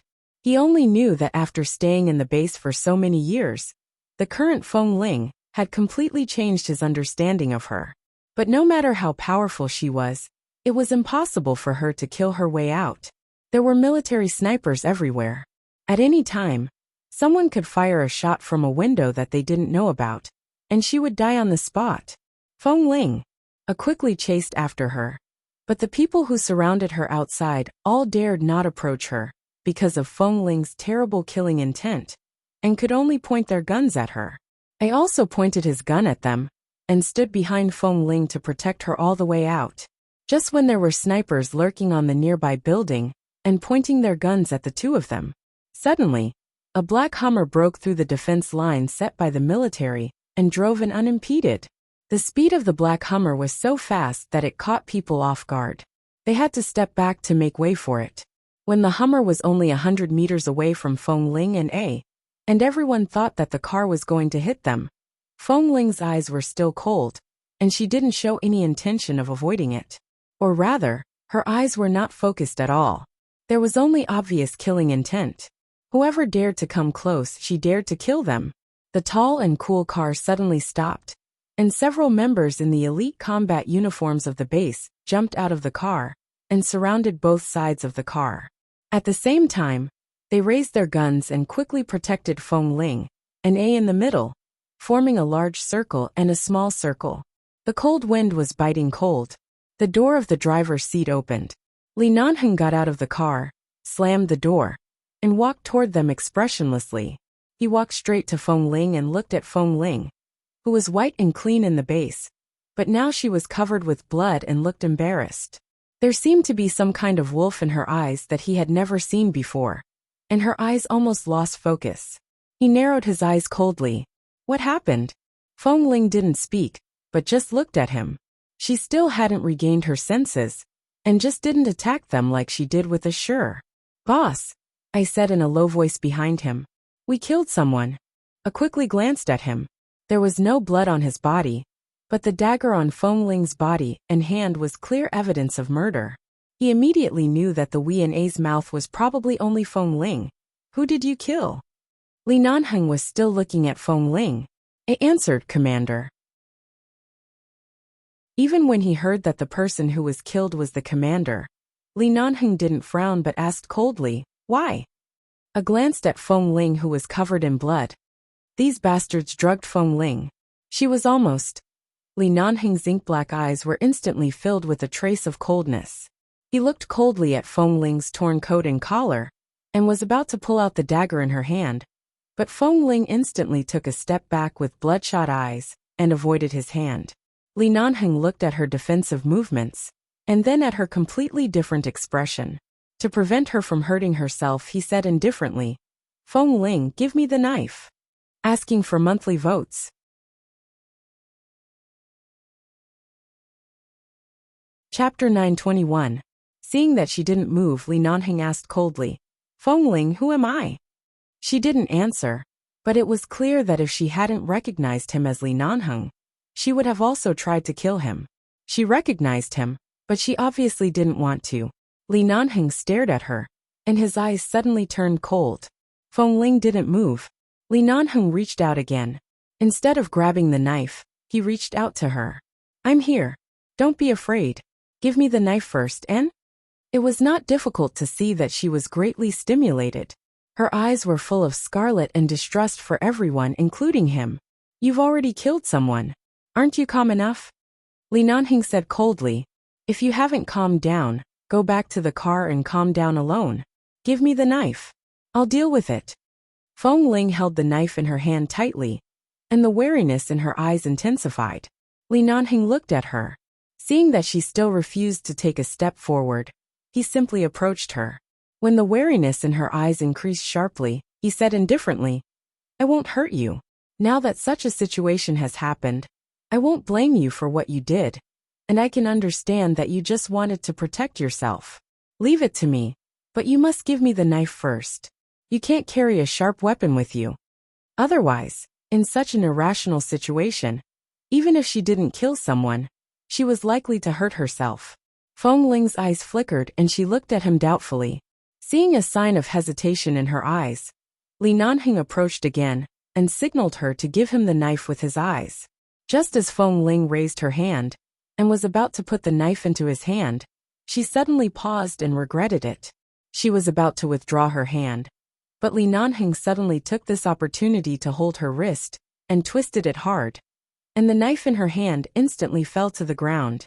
Alarm bells rang in her heart. She hurriedly struggled to fight back, but the man's gaze turned cold. Under her irrational struggle, he raised his hand and hit the most vulnerable part of her neck. In an instant, the girl, covered in blood and in a sorry state, fell weakly into his arms. Seeing that Feng Ling was knocked unconscious by Boss Li, it was shocked. "Boss, you." Li Nanheng held the person in his arms and casually took off his coat to cover her. He looked at her coldly. "Help her into the car and wait for me in the car." I hurriedly went to pick up Feng Ling, who had lost consciousness, and turned to look at him. Li Nanheng had already ordered the others to follow him in. Then, 3 more cars from the base rushed in, and more than a dozen people got out of the cars to protect Ah and Feng Ling. Until Ah safely sent Feng Ling into the car, no one could approach. As soon as Li Nanheng walked in, he saw Danny Ken and the other military leaders surrounding the room with shocked expressions. From afar, he could smell the thick stench of blood wafting from the room. Danny Ken and the others were indeed very shocked, and this shock was not fake. No one could have expected that handing over a brat from the base to the commander with the intention of showing filial respect to the commander would end up taking his life. As a result, this was equivalent to ruining the future of a large group of people. After all, even if the blame was on the base, they, as the commander's subordinates, had many private connections with him. Now that the commander was dead, they did not know what to do in the future. "Boss, One of the elites from the base followed behind him and said in a low voice, "Earlier, I saw several people leave. From their gaze, they seem to be planning to do something, but I don't know what exactly they are going to do." Li Nanheng glanced at the corner of the corridor. "Follow them. They are probably going to destroy the surveillance footage. Bring the surveillance footage over. Don't give them a chance to do so." The people behind him nodded. In order to not attract too much attention, they acted alone. "Mr. Li." Daniken turned back to see the expressionless Li Nanheng walking in. He did not expect Li Nanheng to come at a time like this. Instantly, he could not contain his agitation and rushed forward to reason with him. However, Li Nanheng coldly glanced at him. "Where is he?" "Inside." Daniken said angrily. "Your subordinates are really audacious. They even dared to kill our commander. Is she not afraid that the entire military will put a bounty on her? Or is she relying on the protection of the higher-ups to commit murder? Whether it is murder or reasonable self-defense, we can only make a conclusion after we understand the truth. Right now, your anxious expression shows that you are feeling guilty. What are you trying to hide?" Li Nanheng coldly glanced at him. "Get out of the way." Daniken's originally enraged expression froze for a moment. Then he became even more enraged. His gaze was cold and vicious. "Let me tell you, the commander's life is enough to destroy your entire base. Even at this time, you still dare to spout nonsense here. The commander has already been killed by you. Do you think she can grow wings on her back and fly out of the military base?" The surrounding people looked at Li Nanheng's handsome and cold face. Although they could not tell what he was thinking, they instinctively felt that since this person dared to walk in, he was definitely more dangerous than the brat who had killed earlier. The crowd all took a step back. Daniken was still enraged. He pointed at the door behind him that reeked of blood and said coldly and angrily, "Let me tell you, calling your people over to the military base is already showing respect to your base. The results of the competition have yet to be decided. You've only been here for a few days, yet you dare to kill someone in the military base. If Feng Ling and A can walk out of here alive today, my name will fall." Before he could finish his words, he was pushed aside by the people behind Li Nanheng. Li Nanheng did not even bother to look at him. After the obstacle before him was removed, he directly walked in. Daniken staggered from the push and almost slammed into the wall. He was filled with disbelief and anger as he turned to look at Li Nanheng and the elite members of the base behind him. He cursed under his breath and hurriedly followed them in. Daniken looked at the imposing and noble figure standing before the corpse of the fat commander, and immediately approached with large strides. "Mr. Li, if you're a reasonable person, then let's reason with each other. No matter what happens, we can't kill people in the military base. Besides, the base and the military base have always been very friendly with each other. We don't wish for any friction to occur between us. But now, your subordinates have killed someone in our territory. Tell me, what should we do? The deceased is our commander with the highest authority. This matter will soon reach the upper echelons. Do you think you can suppress them all by yourself?"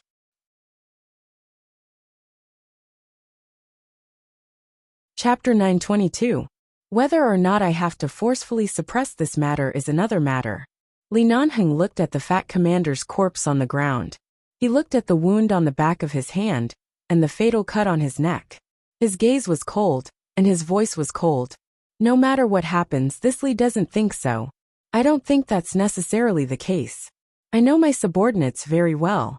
For things to develop to such a vicious end, there must be an even more vicious premise that they can't bear." Speaking up to here, the man turned his eyes. His handsome face swept indifferently over the furniture and decorations in the surroundings.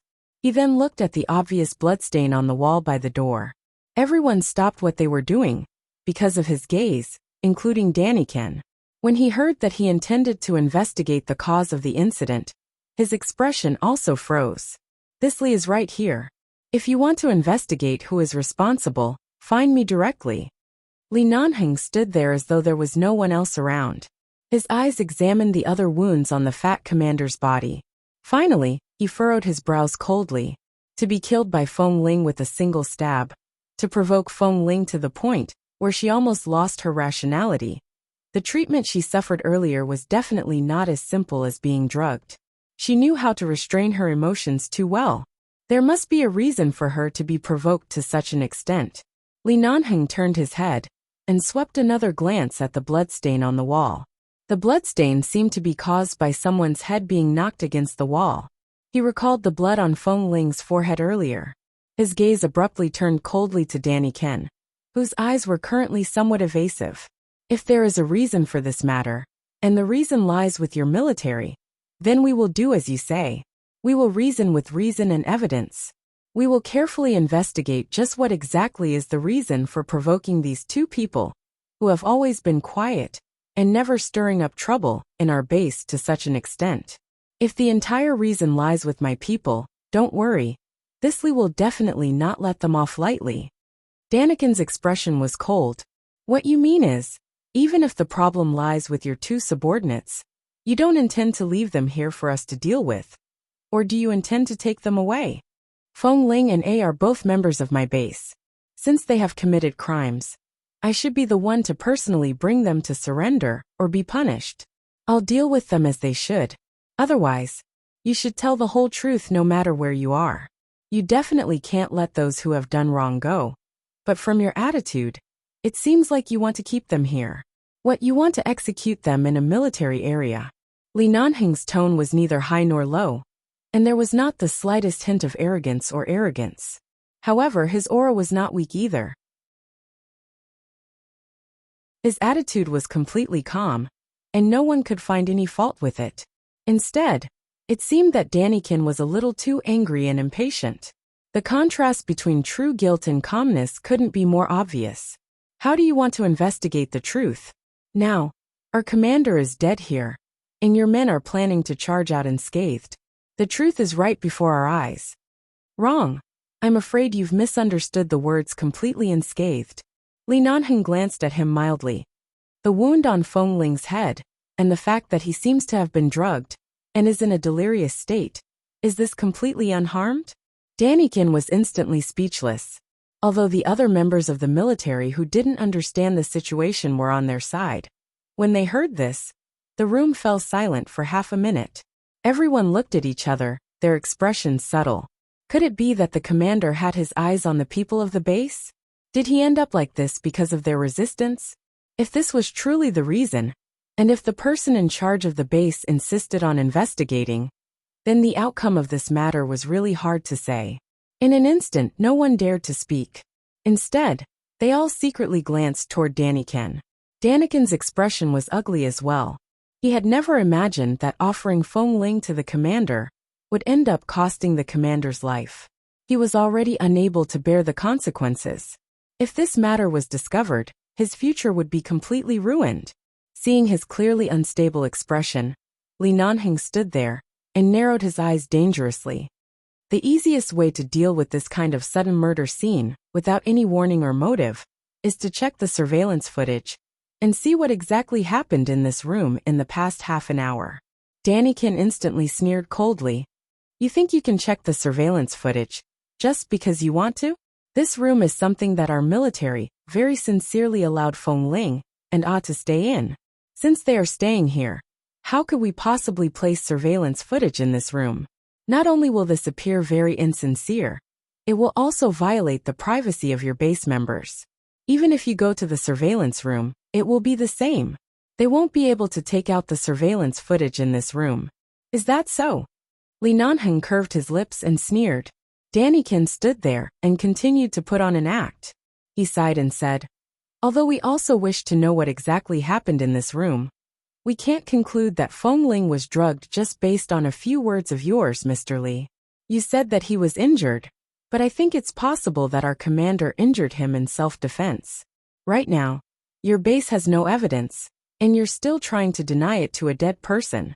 The person is lying right in front of you. How else do you want to deny it? Boss! All of a sudden, the sound of hurried footsteps came from outside. An elite member of the base, who had rushed to the military surveillance room, rushed in with a disc in his hand. When no one expected him to do so, he wrapped up the laptop he had just taken from the car, opened it, and inserted the disc into it. Daniken saw this action and immediately turned to look at the few people who had also rushed in. He saw that they were the people he had sent to destroy the surveillance footage. From their expressions, it was clear that the base's people had rushed in first.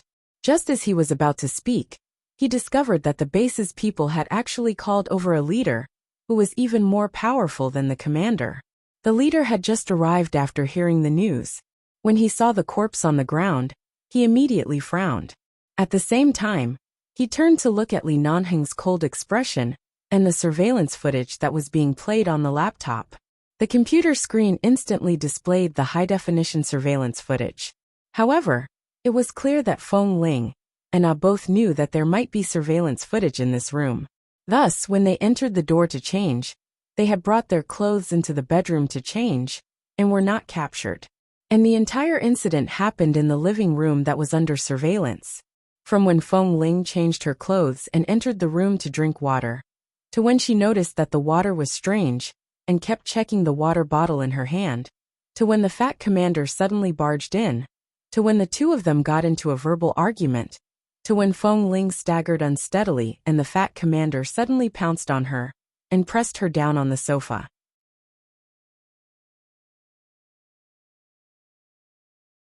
Chapter 923. Following that, scene after scene of what had just happened in this room unfolded before everyone's eyes. It included Feng Ling's agitated attempt to kill the commander, only to be stopped by A who had rushed in. Then, Feng Ling gave up on killing him and turned to leave, only to be grabbed by the commander's hair and slammed against the wall. Finally, the fat commander grabbed Feng Ling's head with one hand and pointed his gun at A's head with the other.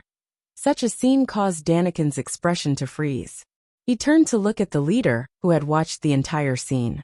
He saw the leader's furrowed brows, and his face instantly turned ashen. Feng Ling, who had maintained her rationality and was planning to leave, was completely enraged by the fat commander. She turned back and slashed his neck without hesitation. All of a sudden, no one knew why, but the air in the room seemed to have suddenly frozen. Daniken turned to look at Li Nanheng. That handsome and extraordinary face was covered with an unprecedented coldness. The man's voice was also frighteningly low. He enunciated each word, causing one's heart to tremble. Mr. Daniken, the truth is right here. It is still unclear who drugged Feng Ling, but from the surveillance footage, it can be seen that after he was initially bullied and provoked, he did not do anything, nor did he make any aggressive defensive movements. However, the commander continued to pester him and used such force to smash his skull open to injure him. Although we couldn't hear what was going on, it was clear that the commander had said a lot to infuriate Feng Ling and Ado, who had maintained their calm throughout.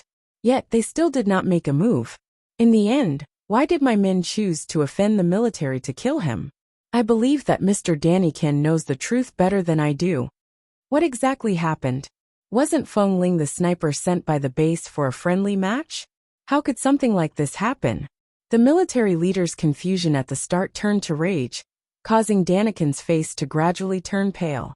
He didn't expect the situation to develop to this point. When he saw that something had happened, he thought that he could just send someone to destroy the evidence, but he didn't expect Li Nanheng to be so shrewd.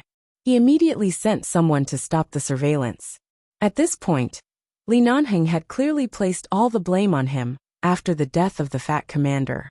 Daniken simply laughed it off and said, "Leader, you also know that the commander likes men. Back then, he used the condition of demoting me to force me to help him arrange things for Feng Ling. He wanted to settle this little brother Feng Ling. I was really hindered by the commander's authority, so I cooperated with him and helped him purge the people here. I also helped him arrange the entire process of Feng Ling returning to his room alone and put some drugs in the kettle, but I was really forced. The commander is so many ranks higher than me. I really couldn't do anything about his orders." The military leader instantly looked at him coldly. Before he could speak, Li Nanheng suddenly chuckled. Then Li Nanheng walked toward Daniken. He reached out and grabbed Daniken by the collar. His eyes were so cold that they could freeze people to death. "Who do you think you are? How dare you use such a despicable method to drug my men?" And you even used my men to curry favor with your superiors? And Mr. Lee, let's talk this out. The evidence was right in front of him, and the military leader was also present. Daniken couldn't explain himself even if he wanted to. He could only quickly show his weakness. The one who was even more enraged was the military leader. They had always been at odds with the base, and the United Nations had always been suppressing them. They never expected that their own men would dare to use such a method to challenge the dignity and authority of the base. Right now, sacrificing a commander was not important.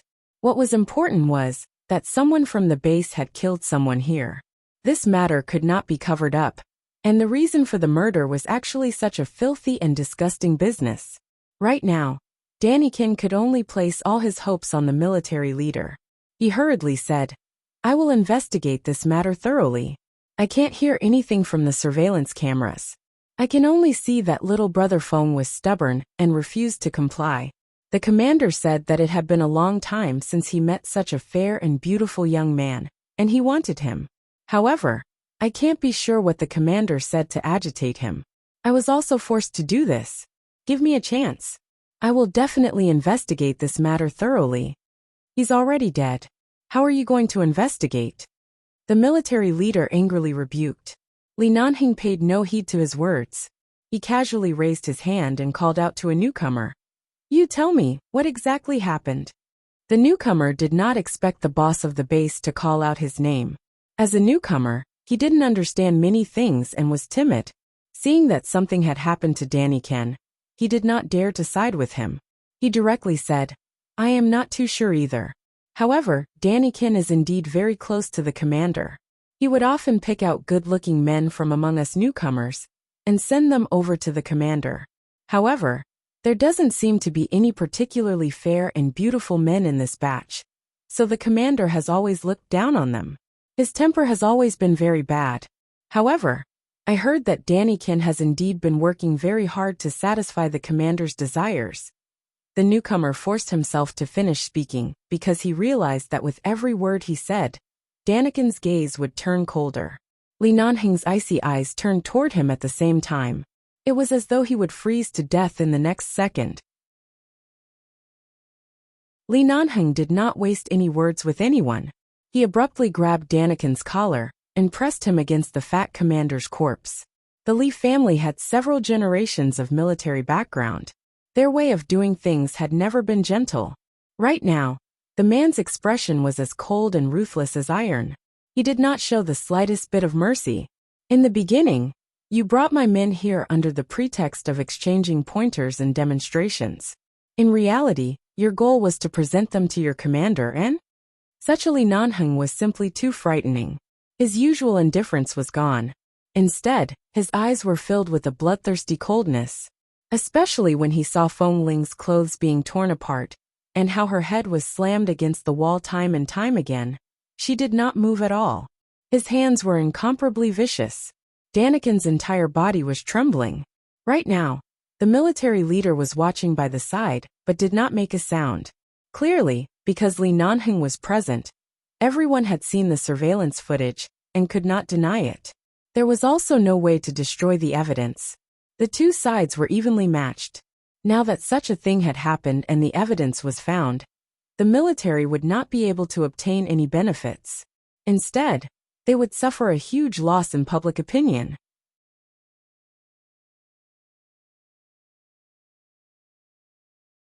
Chapter 924. Thus, the leader would definitely not protect him right now. Daniken did not expect Li Nanhing to appear at such a timely moment despite being so busy. The heavens really wanted him dead. Even the commander's skills are so poor. You can't even compare to a newbie in the sniper team. You want to touch my men? Are you even worthy? Li Nanhing lowered his waist, his voice extremely cold. The commander died a worthy death. If you're loyal to your master, why don't you accompany him? Daniken trembled all over. But no matter how he struggled, his body was still firmly pressed against the fat commander's body that had yet to completely cool down. The thick scent of blood made him nauseous, and the fear in his heart made him unable to care about anything else. He struggled to turn to the leader, who had been frowning silently by the door. Save me. The leader hesitated for a moment before saying, "Mr. Lee, this is a dispute between 11 Base and the military. Since you're already here, we'll first send the commander's body to the forensic doctor. As for other matters, out of respect for Mr. Lee and 11 Base, why don't we move to a clean place to discuss it? Right now, no matter what the cause is, someone has already died, and the person who died is our military commander. This matter cannot be so easily determined. We still need more time. Of course there is no right or wrong. It is only self-defense," Li Nanheng replied coldly. Everyone in the room did not dare to make a sound. The leader frowned at Li Nanheng's reasonable and clear attitude that he would not allow Feng Ling to bear the responsibility for the murder. "But our commander was killed by a member of your base just like that. Are we just going to let this matter rest? Do you think it is so simple to kill someone in a military base?" Li Nanheng did not turn back. He continued to watch Daniken struggle against the fat commander's body. His military boots pressed against his back even harder, causing Daniken's entire face to turn pale from the pain. Drugging someone is already not simple. Naturally, killing someone is even more so. This Li cannot absolve himself from the blame for such a serious matter. But since we must pursue this matter, we might as well pursue it to the end. With that, Li Nanheng tossed the body to the ground. Those words, without the slightest warmth, caused Daniken's entire body to stiffen. His gaze wavered, his face still pressed against the fat commander's corpse. He lay there limply, unable to get up for a long time, his face frighteningly pale. What Li Nanheng meant was that not only would he not deliberately hide the fact that Feng Ling killed people, but he was also happy to cooperate with them to continue to blow up this matter. In the end, the so-called investigation to the end was to find out all the truth, including many things that had been hidden within the military for so many years. If they really wanted to be investigated and investigated, they might all be brought out.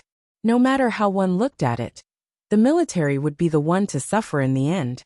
Even if 11 Base didn't gain any advantage in this matter, the military wouldn't have it easy either.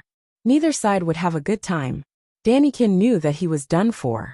Now that the leader was looking at him with a cold expression, he knew that he was done for. Li Nanheng didn't need to say anything. Just because Li Nanheng said that he would pursue this matter to the end, it was destined that the leader would choose to sacrifice the commander to suppress the whole matter, and most likely, he would not pursue 11 Base's responsibility. At the same time, Li Nanheng clicked on the computer twice, and the scene of Feng Ling killing the commander slowed down. In the slow-motion scene, Feng Ling's face was covered in blood, and the wound on her head was obvious. However, her speed was so fast that it left everyone speechless. Furthermore, she had accurately slit his throat. It was a simple yet fatal stab. At this moment, this stab showed that when her head was slammed against the wall, she was truly enduring, and did not even struggle. However, in the end, it was the fat commander who brought about his own death, forcing the person who had endured to the extreme to the point where she could no longer endure. Looking at this kind of hand speed and such precise control over all the organs of the human body, every single person present, regardless of whether they were members of the military or the elites of 11 Base, was stunned. What followed was an uproar of disbelief. Who would have thought that a new member of the sniper team, who had just joined their base for a few years, would have such beautiful skills? Even this kind of hand speed, that was impossible for ordinary humans to achieve, was so easy for her. This kind of speed was as though she was born with the sharpness and speed of a certain wolf. No one could compare to her. Everyone instantly fell silent. Li Nanheng appeared to be someone who cherished talent. If his subordinates were wronged, he would definitely not sit idly by. Right now, the person who was wronged was the member with the most potential in 11 Base's sniper team. It was reasonable for him to protect her with all his might. After watching the slow-motion scene, Li Nanheng strode out. No one dared to block his extremely cold back. Not to mention Daniken, who was on the ground. Even the leader standing by the door paled slightly. He then turned to look at the corpse on the ground, thinking about how this new member of 11 Base was already so terrifying. If there was a day when the military really clashed with 11 Base, it was really uncertain who would emerge victorious. With the current situation of the United Nations unclear, the military could not act on their own. If they really clashed with 11 base directly, especially Li Nanheng, the Li family behind him seemed to have broken away from the military's jurisdiction and was doing business outside. But regardless of whether it was business or political power, the Li family was still in their hands.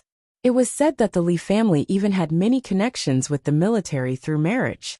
If the Li and Feng families joined together, it would definitely have a significant impact on the American business circle. It would also be a considerable blow to the military. On this point, if Daniken and the commander had not been blinded by their own selfishness, they definitely would not have dared to act against the people of 11 base like this. Right now it was not about the members of 11 base killing people here. They could only use the fact that the commander was already dead to appease 11 base's anger. Otherwise everything would be very difficult. And that surveillance video just now, not only would Li Nanheng be angry, even he would be angry. What was wrong with their brains? Usually if they liked someone in the military, if they could really convince them, they could do whatever they wanted. But now, these two idiots actually extended their hands to the 11 base that they could not afford to provoke. Wasn't this causing trouble for the military for no reason? No one spoke in the corridor. Li Nanheng's expression was cold, and his footsteps were slow. He walked forward expressionlessly in front of every member of the military, who had their guns pointed at him. The several elite team members following behind him were also fearless. Even if these people were given 100 guts, they would definitely not dare to open fire. They stood by the side and wanted to use their connections to intimidate others. Did they not know how guilty their master was right now? If they dared to open fire on them, no one would be able to bear the responsibility.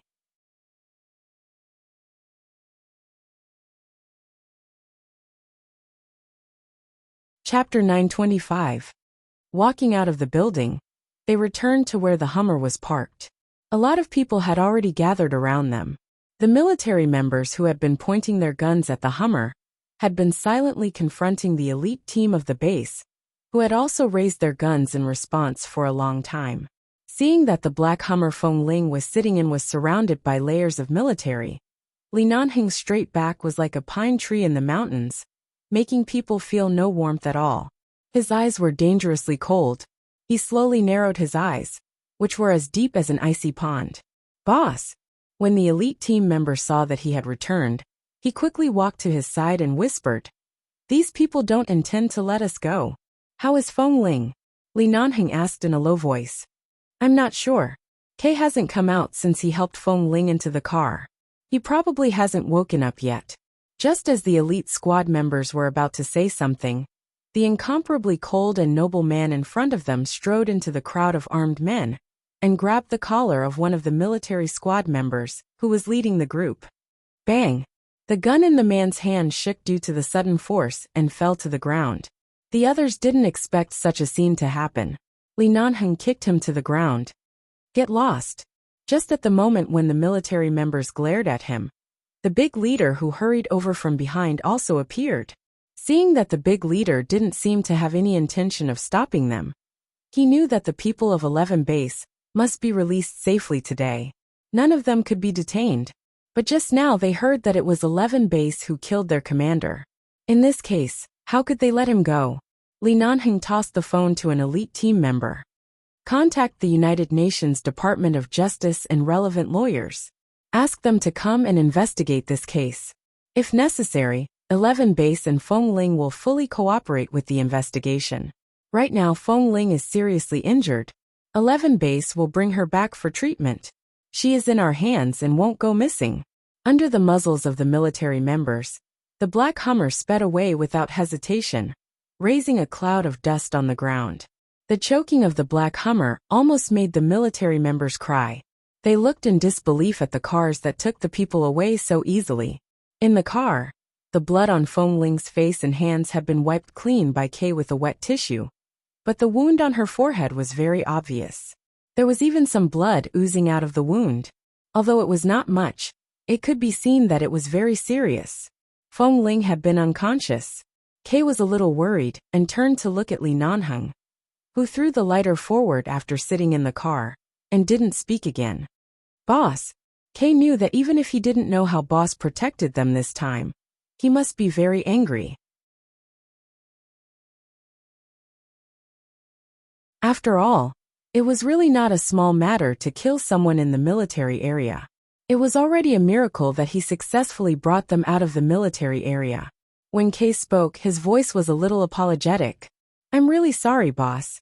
We didn't expect things to turn out like this.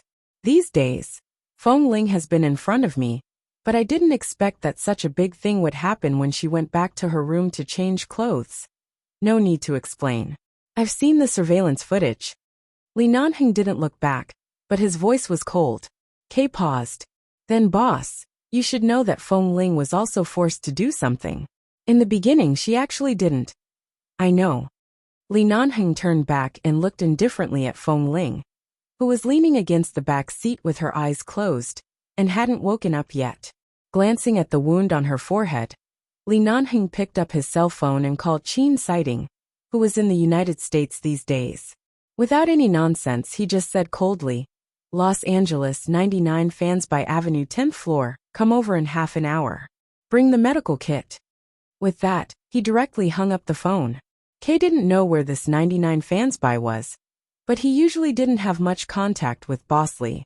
In the base, Boss Lee never told anyone about him, so he could only guess that it was Boss Lee's private residence. However, in this situation, Feng Ling really couldn't directly return to the base, and it was not good to go to the hospital. It was best to ask a familiar doctor to treat Feng Ling's wound. Kay turned to look at Feng Ling, who had been unconscious. If that fat commander smashed her head a few more times, her skull would really crack. I've never seen such a crazy person. But boss, she has been unconscious for a long time. She should be fine, right? If she is, she won't have the strength to kill people and rush out. Li Nanheng's voice was low and cold. He didn't seem to be overly concerned. He just said lightly, I hit the back of her neck very hard, so she can't wake up for the time being. Let her calm down while she is unconscious. Otherwise, can you suppress her with that indifferent gaze of hers just now? Kay immediately fell silent. Just now, Feng Ling's gaze was indeed very unusual. It was as if she had changed into another person. If she did not have any mental illness, it could only mean that she was the real her. It was just that she had been hiding under the gentle and quiet surface. But in the end, she was still provoked by the fat commander. Such a thin body had such a terrible explosive force, like a bloodthirsty wolf in the jungle. Kay sighed, picked up a wet tissue to wipe the blood on Feng Ling's ear, and then looked at her clothes. Boss, I won't wipe the blood on Feng Ling's body. I don't know if she had any other injuries before I went in. The doctor you called must give her a thorough examination. Li Nanheng didn't respond, but looked through the rearview mirror at Feng Ling, who had been quietly leaning against the car door. He recalled the look she had given him just now. He still remembered that glimpse in the sauna room of the orphanage. At that time, he couldn't see her face clearly and could only see her eyes, which were half blocked by the short bangs on her forehead. Just like that gaze just now, it was cold as if there was no human emotion, only a kind of anger and instinct to escape. What kind of experience could make a 13-year-old girl have such a gaze? When they arrived at the apartment of 99 Fans by Avenue, the car stopped downstairs. Li Nanheng asked the others to get out of the car, and he personally opened the back door and carried the unconscious Feng Ling out. Kay and the others watched by the side. No one dared to speak, nor did they dare to follow in. Until Li Nanheng carried Feng Ling into the door of the apartment, they looked at each other outside the door. This place was Boss's own residence. Boss directly carried Feng Ling into his place.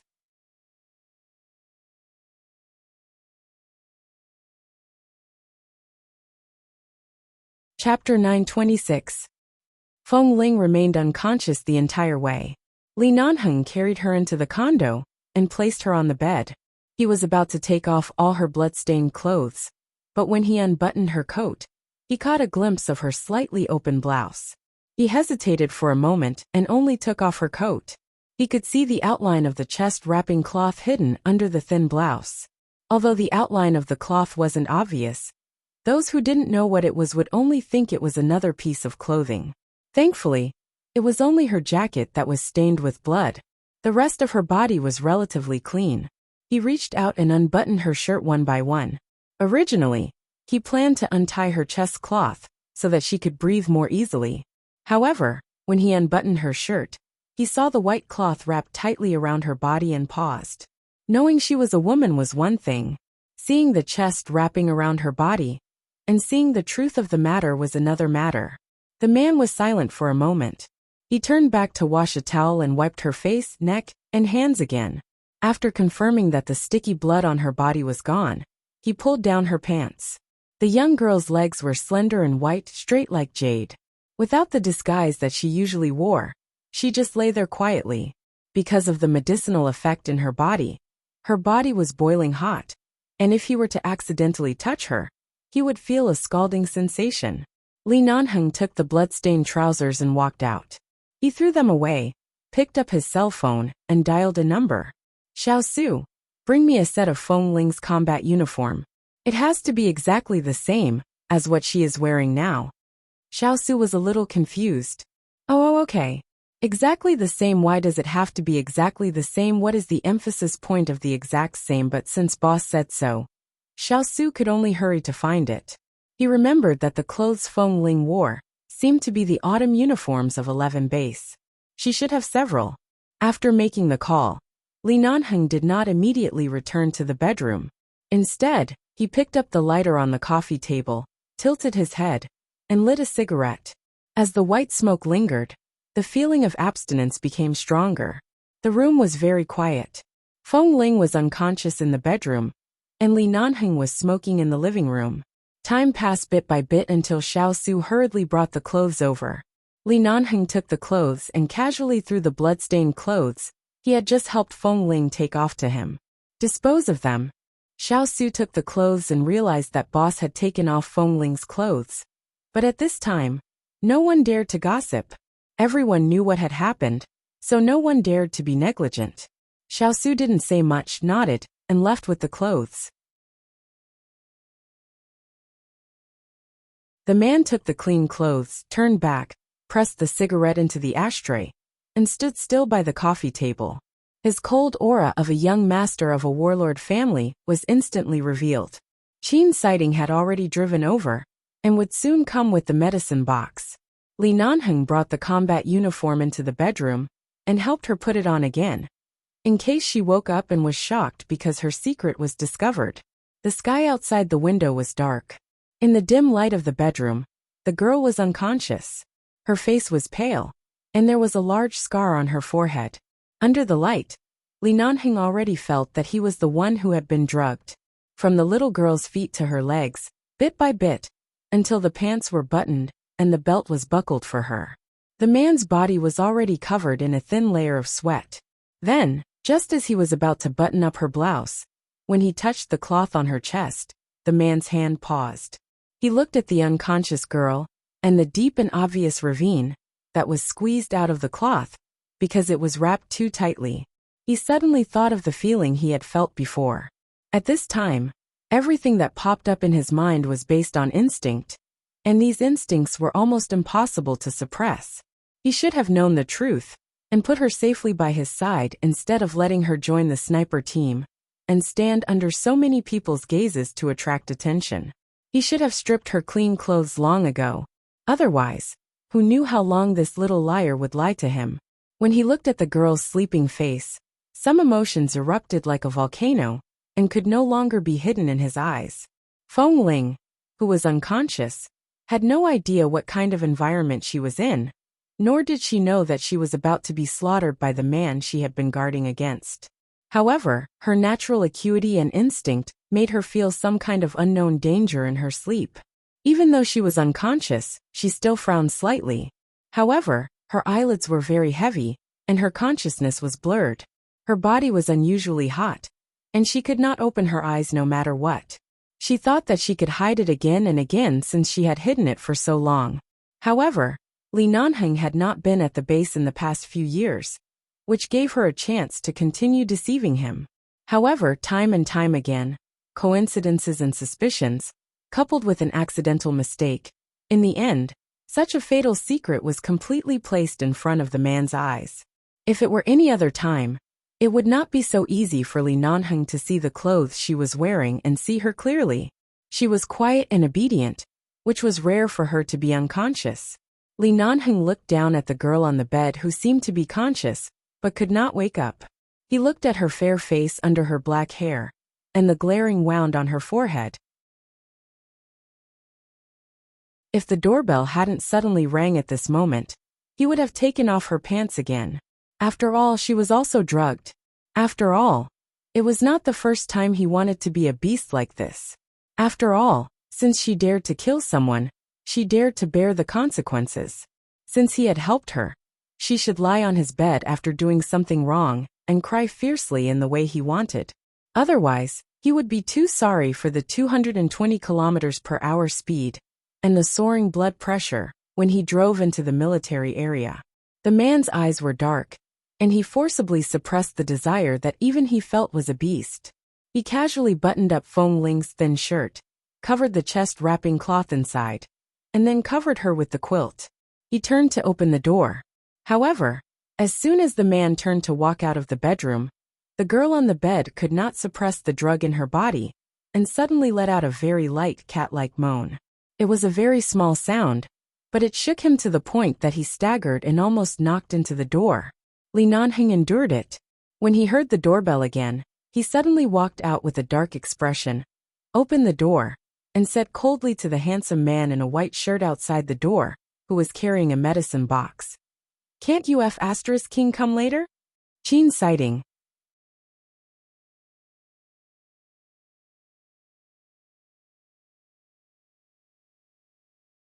Chapter 927. Are doctors so punctual now? Li Nanheng's face was dark. Qin citing. Didn't King say you want me to arrive in half an hour? And you sound as though it's a matter of life and death. At the same time, Qin citing glanced inside. What's wrong? Is there a situation? I'll go downstairs for a cup of coffee before coming up. Li Nanheng turned around expressionlessly and gestured for him to come in. Come in. Save them first. Qin citing glanced at him and snorted. I've never seen you so nervous before. Who's injured? Is it a man or a woman? Don't talk nonsense. Let's go in and save them. Li Nanheng turned and went in. Qin citing sighed with a smile. It's not like you to be so mysterious. However, human lives were at stake, and now was not the time to joke around. The man in the white shirt casually rolled up his sleeves and walked in. Seeing Feng Ling lying quietly on the bed, and the serious wound on her forehead, Qin citing walked straight to the bed to check her wound. After checking, he turned to Li Nanheng. How did you get hurt? How long have you been unconscious? Qin citing took the phone, and saw that it was a surveillance video that had just been sent to his phone. After watching it as quickly as possible, he did not say anything, put down the phone, and rummaged through the medicine box to deal with it. At the same time he said, You only asked me to bring the medicine box over, so I thought it was just a skin injury. The collision is so serious. I'm not sure if his brain is affected, or if he has a concussion. I know it's not convenient for the people of 11 Base to go to the hospital, but you'd better take time to have a checkup. I knocked her out. Li Nanheng stood by the bed and said lightly. Qin citing's hand that was disinfecting the wound on Feng Ling's forehead paused slightly. He turned to look at the man with a calm and indifferent expression, and then withdrew his gaze to continue treating the wound. I was wondering why she was in a coma for so long when she has the strength to kill someone. I think she's been traumatized. I don't want her to hurt herself. Qin citing focused on checking Feng Ling's other injuries. When he was about to lift the quilt, Li Nanheng glanced at his hands and said coldly, If you see anything you shouldn't see, remember to keep your mouth shut. Qin citing paused, put the quilt back, and put his hand on Feng Ling's wrist. After feeling her pulse for a while he snorted. No wonder he has such short hair. He's clearly a young man, but no matter how I look at him, he looks like a woman. He's really a woman. Li Nanheng caught a glimpse of his action and frowned slightly. You also know how to feel the pulse? Qin citing returned to the medicine box and picked up the medical disinfectant cotton and other medical drugs. He did not look at him. Since I've stepped into the medical world, I should understand everything that needs to be understood. For me, Chinese medicine and Western medicine are both compulsory courses. She's the heir of the Qin family, but she abandoned business to become a doctor. That woman, Nianj, is really a scammer. Hearing this, Qin Sighting's expression did not change at all. He continued to deal with the wound on Feng Ling's head and said, "Although I'm a doctor and don't think too much about the patient's body, seeing that you don't want me to see it, I won't touch it. After I leave, remember to check if there are any other injuries on her body. I've seen the video just now. From the looks of the fight, even if there are injuries, they should only be bruises from bumping into something. It shouldn't be too serious. The wound on her head needs to be changed twice a day. When it's time to change the dressing, I'll remind you. I'll leave the dressing here, and you can change it yourself." Since Nianj left, Qin Sighting, who was originally silent and distant, became even more reticent. Especially when the people around him mentioned that woman's name. He always avoided mentioning it. However, when he saw Qin Sighting smear the medicine on the wound on Feng Ling's forehead, and saw the large bloody wound on the wall, a desire to blow up those people in the military region surged in his heart. The commander should be thankful that he was killed by a knife. Otherwise, if he fell into his hands, who knew how he would torture him to death? After temporarily pasting the medical gauze on the wound, Qin Sighting examined Feng Ling's hands and arms. There were no other obvious injuries. There was only a bloodstain on her palm caused by the dagger. It was not too serious. It could be seen that although she was in a hurry, her skills were not bad. She did not injure herself too much. When disinfecting and applying medicine on the wound on her palm, Qin Sighting saw a thin callus on Feng Ling's palm. From the position of the callus, he could tell that it was a member of the 11 base, who held a gun all year round. After watching for a moment, he said in a low voice, "What's wrong with her? You hit her in the base? Such a beautiful girl. Her hair is so short, and there are thin calluses on her hands. Is this how you treat a little girl?" Li Nanheng stood by the bed, looking down at Qin Sighting's movements when he applied medicine on her, and did not explain with a dark face. When he placed Feng Ling's hand back on the bed, Qin Sighting stood up, packed up the medicine box, and prepared to leave. "You're leaving?" Li Nanheng glanced back at him. "Otherwise, should I stay and drink with you? Your short-haired little beauty's pulse is abnormal, and your whole body is burning, and your face is red. It's obvious that you've been drugged. If I don't leave, do I have to stay here and watch you act as the antidote?" Li Nanheng immediately retracted his gaze stiffly, and then said stiffly, "Goodbye, I won't send you off." Qin Sighting sneered, and when he changed his shoes in front of the door he said, "When she wakes up, remember to take her to the hospital for some simple examinations. Just check if she has a concussion. I've touched the wound on her forehead earlier. It's not a big problem, but that kind of violent impact should give her a headache for a few days. Pay more attention." With that, Qin Sighting very calmly and tactfully did not intend to continue being a third wheel. Without waiting for him to respond, he left, and very considerately closed the door outside.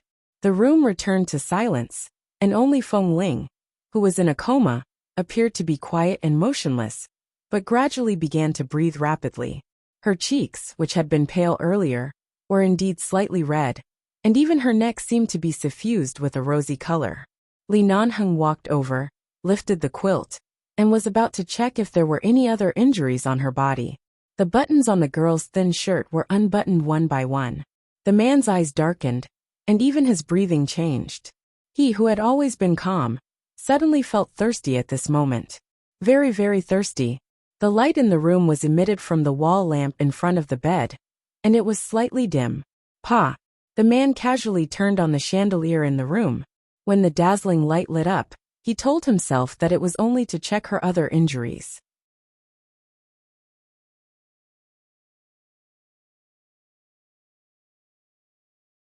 Chapter 928. The man walked back to the bed and looked at the unconscious girl on the bed. One end of the white chest wrapping cloth was lifted. Under the man's slender fingers, There was some kind of fiery desire that could not be suppressed. He forcefully suppressed it, but he could still feel the agitation in his blood. The chest-wrapping cloth fell down, and the girl's fair and beautiful body was right in front of him. All the answers were not as direct as seeing it with his own eyes. This scene seemed to indicate the beginning of something. A certain kind of evil fire in his body came from all directions, drowning him, making him feel as though he was going to tear the person in front of him into pieces in the next moment. Even the agitation and heat, the long-suppressed things, were all transmitted to a point between his legs. Li Nanheng looked at the girl on the bed and raised his hand to tug at his collar. He did not see any injuries on her body, but her clean, fair, and exquisite skin made it so that even though he knew he should not look at it, he still looked at it. He could not bear to shift his gaze even half an inch away. His fingers touched her waist, probably wanting to confirm that all of this was real, and slowly moved up. His fingertips passed through the white restraints that had begun to scatter, and finally landed on the soft edge. Li Nanheng's eyes turned cold. Some of the memories that had been repeatedly overlapping in his mind seemed to have appeared again. This soft touch had once landed on his palm. Even though Feng Ling was unconscious, the drug in her body did not dissipate. Because such a long time had passed, the drug had accumulated in her body to the point where she could not control it. The man's fingertips brushed past, and the coldness in the air and the warmth of the man's fingers caused her body to tremble uncontrollably. The girl's voice also flowed out of her mouth. It was very low and shallow, but in this quiet room, it was slightly hoarse. It floated gently in the air, causing the atmosphere to instantly become ambiguous and confusing. Li Nanheng looked at the girl on the bed. His pair of black eyes that were like ancient wells and deep pools instantly turned as dark as ink, as deep as the sea, with a deep and dark color. Even though he knew that she couldn't take the provocation right now, this little liar's arrogance and lies made him unable to control his hands. Just like that, her fingers moved upwards according to the force she wanted. It was very light, so light that she didn't realize what was happening in her half-asleep state. However, the electric sensation made her tremble all over, and the soft moans in her mouth became more obvious. Under his fingertips, there was an indescribable smoothness and tenderness. The man's breathing became even hotter, perhaps even hotter than hers. His gaze fell inch by inch on the girl's soft, short hair that was pressed against her ear. His eyes then looked at the girl's face, and he couldn't help but lower his head to place a light kiss on the other side of her forehead that wasn't injured. His fingers landed on the softest and roundest part of the girl, holding it in his palms. Even though he knew it was real, he still wondered if something made of silicone could tell whether it was real or not. Who gave her the courage to use that kind of excuse to get away with it? And at that time, he actually King believed it. Feng Ling's unbuttoned clothes became even more disheveled because of the man's movements. On her flat and tight lower abdomen, there was a round outline that would make any man go crazy. Even if it was wrapped in a chest wrap for years, it didn't affect the normal development at all. Instead, because it had been hidden all the time, and because it rarely came into direct contact with the sun, it appeared even more white and tender on the originally white skin. It was clearly real, but it was so perfect and so tempting that people always thought it was fake. It was so tempting that people couldn't control themselves. Feng Ling, who was in a coma, still had a little bit of consciousness. It was impossible that she didn't feel anything at all, but she didn't know what was going on. Her eyelids were heavy, and her head hurt. She didn't even know where she was, or who was beside her. She only felt that her whole body was soft as if soaked in a vat of vinegar, and it was a boiling vat of vinegar. Someone was lighting a fire, and it was getting hotter and hotter, as if he was going to cook her. When he heard the girl's unconscious moan again, Li Nanheng's face darkened. He bent down and directly kissed her lips. He sucked and kissed, and then deeply entangled, not letting go of a single inch of her mouth. Feng Ling still didn't know what was going on, but her whole body became even more soft. She didn't have the strength to raise her hands. When she felt the man's hands on her body, she instinctively clenched the bed sheets with force, but she didn't have much strength. Her fingers moved, and then didn't move again. She seemed to have such a hot and entangled kiss before. It seemed to be that night on the snow mountain. She had had it. Was it because of this drug that she suddenly remembered it so late? She couldn't open her eyes, and her consciousness was only a remnant. She couldn't tell what was different, but a numb electric current seemed to rise from her tailbone, and she couldn't help frowning and moaning. Usually, Feng Ling maintained her rationality and distance, but now her body was honest enough for the man to do something directly. 17 years old. Maybe she was a few months younger, or a few months older. No matter how old she was at her current age, she was in the budding stage, waiting to be plucked. Every part of her had not been touched by anyone, so she was very sensitive.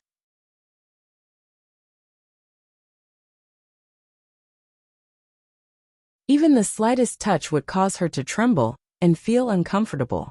Feng Ling suddenly sobbed under his kiss. She trembled and moved her own legs, which was undoubtedly a kind of instinct. However, this instinct made the man's eyes as hot as fire in an instant, almost burning the still unconscious her. Looking at her legs that he didn't know what she was rubbing, his eyes darkened and darkened. "What do you want?" "N." The man's voice was very low against her ear. He knew that she couldn't wake up, and he also knew that even if he really did something to her now, she wouldn't have any complaints. He also knew that right now, he really wanted her. But Feng Ling's gender in the base couldn't be exposed. With her temperament, if she knew that her secret had already been known by others, and even he had long known, it would be very difficult for her to survive in the base. She had already suffered a huge shock today, and she had already risked everything to kill someone. In such a state, if she was under other emotional pressure or stimulation, it was difficult for Li Nanheng to guarantee that he could keep her. However, at this moment, the girl suddenly opened her mouth and instinctively panted with a somewhat hoarse breath. Her expression and the flush on her face constantly challenged the man's self-control.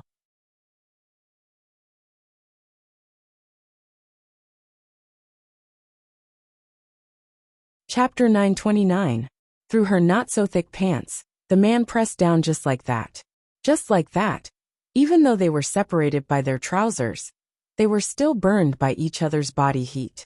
The man abruptly took the girl's hand, and he subconsciously wanted to pull her hand down to guide her to do something. However, when he felt the coolness of the ointment under his palm, Li Nanheng's mind suddenly paused. He lowered his head to open her palm, and saw the small cut made by the dagger. Although it was not very deep, it had just stopped bleeding. He really wanted to make her pay the price for deceiving him for so long. He wanted her to cry on the bed, to call out his name hoarsely with her usual cold and distant voice, and to beg for mercy under his body. But right now, the unconscious and injured Feng Ling could not bear any punishment from him. Seeing her face turn even redder, the man closed his eyes, abruptly pulled away, and went to the bathroom. Under the cold water, the girl's face and body still lingered in his mind, and the cold water could not wash them away. Although this was a cold shower, the heat had subsided for too long. Perhaps if he did not find some way to relieve it, he would not be able to control himself when he went out again.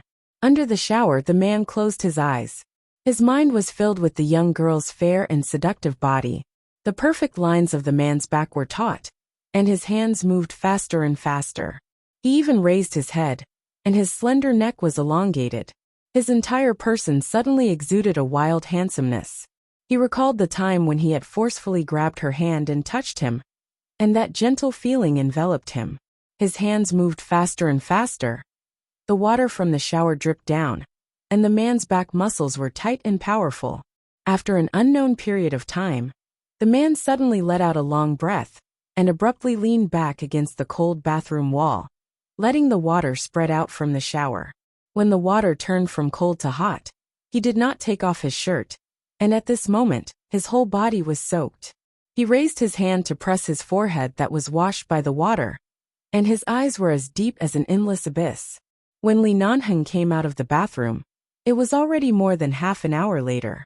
The girl was still lying on the bed with her clothes in a mess. She didn't have the strength to move, and her eyes were still closed. Seeing this scene, Li Nanheng almost felt that all his efforts were in vain. He abruptly turned to the wardrobe to take out a set of light-colored, soft home clothes. After changing into the clothes, he casually wiped the dripping short hair on his head, walked back to the bedroom, and calmly put on Feng Ling's clothes. Li Nanheng's observation skills had always been extremely strong. The way he dealt with the chest wrapping on her body was undone, and wrapped it around her again. In the end, the position where it was fastened was exactly the same as before, so no one would be able to see any flaws. After restoring everything to its original state, the man was about to fetch a basin of cold water to help her wipe her hot and sweaty face. However, the girl's moaning continued, challenging his self-control again and again. Li Nanheng had thought that his self-control was very strong, especially when it came to women. He had never had any impulses that he shouldn't have. But for Feng Ling, regardless of whether he once thought she was a man, or now he knew she was a woman, there was no difference. He wanted her. From the moment he thought he was really gay, these 3 words were clearly written on his face. He had never hidden it, and he was so calm that he didn't worry about any changes. When Feng Ling's clothes were put back on, she was still in the abyss of suffering from the drug.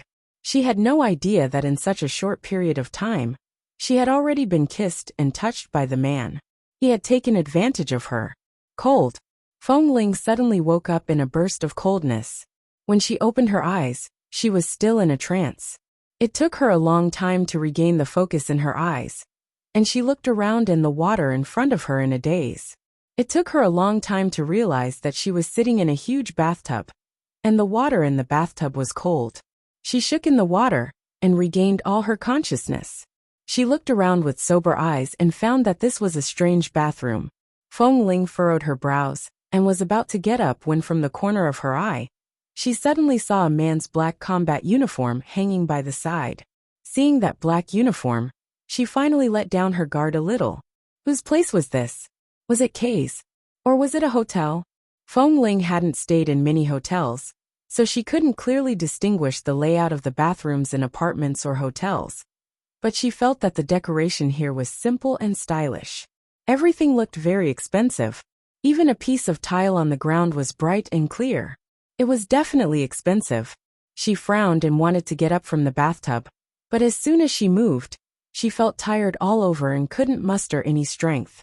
Her head also hurt, as if it was about to explode. Some of the memories from yesterday flooded her mind. She closed her eyes and rested for a long time. Her hand accidentally touched a bottle of shower gel, and it fell to the ground. The bathroom door was opened a few seconds later, and a tall man walked in. "You're awake." Hearing this voice, Feng Ling was startled for a moment. She pressed one hand against the flat gauze on her forehead, and raised her head to look at the man dressed in home clothes in front of the door. Li Nanheng usually wore a combat uniform, or a simple vest in the base, or he would occasionally change into a more formal suit when he came back from a trip. This was the first time she had seen him look so easygoing, especially his clothes, which were soft and comfortable, making him, a man with a hard temper and sharp edges, look much softer and more meaningful. Although Feng Ling admitted that it was because she was biased against him and didn't like him, it was indeed rare to see Li Nanheng like this. She put down her hand and looked around before asking hoarsely, "Where is this place?" "Don't worry about where it is. Are you still feeling uncomfortable? Have you endured the effects of the drug?" The man walked over and reached his hand into the bathtub. He then raised his hand and touched her slightly cold face. Feng Ling sat stiffly in the bathtub and looked at him blankly. Wasn't she still in the military area yesterday? And she remembered that she had lost her mind and killed someone. The wound on her forehead was still there, which meant that it wasn't just a nightmare but real.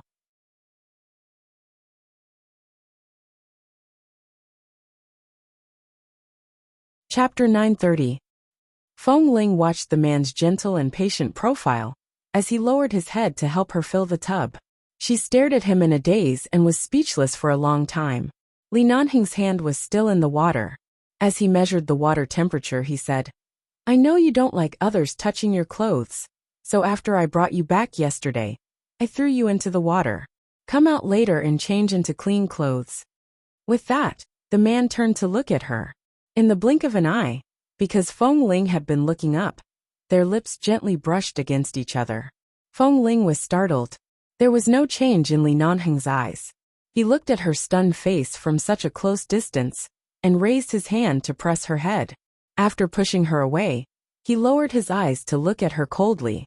You hit your head so hard that you don't remember what happened to you yesterday. Feng Ling's eyes narrowed. I remember. Li Nanheng watched her. A moment later, he withdrew his hand from the water and stood up. Take off your clothes and wash yourself in the bathtub. Remember not to let the wound on your forehead get wet. Seeing that he was about to leave, Feng Ling turned to look at him. Boss. Li Nanheng had already walked to the bathroom door. Without looking back, he said coldly, if you have anything to say it after you take a shower. Feng Ling did not speak again. She lowered her head to look at her clothes. She felt that something was wrong, but it didn't seem to be anything wrong. Yesterday, she was injured on her forehead. Although the blood had splashed on her body, since she had been unconscious last night, the blood on her clothes might have been washed away by the water, and the water had been changed, so she didn't see the blood in the water just now. Furthermore, she seemed to have been wearing these clothes yesterday. Boss wouldn't lie to her about this kind of thing. If he really found out that she was a woman when she was unconscious yesterday, his attitude and expression wouldn't be like this. Feng Ling raised her hand and touched her forehead. The moment her fingers touched the gauze, she remembered what he had told her earlier, and turned her wet fingers to the other side of her forehead. It hurt. Yesterday when she was knocked against the wall, she really thought she was going to die. At the thought of what happened yesterday, the fat commander whom she had personally killed, and Boss Li's calm expression as though nothing had happened, Feng Ling slowly stood up in the bathtub and glanced at the closed bathroom door. Since he didn't take off her clothes last night, it was impossible for him to come in now that she was bathing. She didn't deliberately lock the bathroom door, took off her clothes, and sat in the bathtub again. After a night of soaking in cold water, all that was left was the feeling of helplessness and the discomfort caused by the drug last night. Now that he was sitting in the hot water and taking a good bath, he felt much more comfortable. Not long after, just as Feng Ling was about to get up to grab a towel, a man suddenly approached the door. She paused and turned to look at the figure outside. Then she heard Li Nanheng's voice through the door. The clothes are at the door. Take them yourself. With that, the man left without any hesitation. Feng Ling's slightly anxious heart fell back to the ground. She got up, wrapped the towel around her body, walked to the door, and gently opened a gap. Seeing that Li Nanheng was not outside, there was only a set of men's pajamas on a square European-style marble flower bed in front of the door.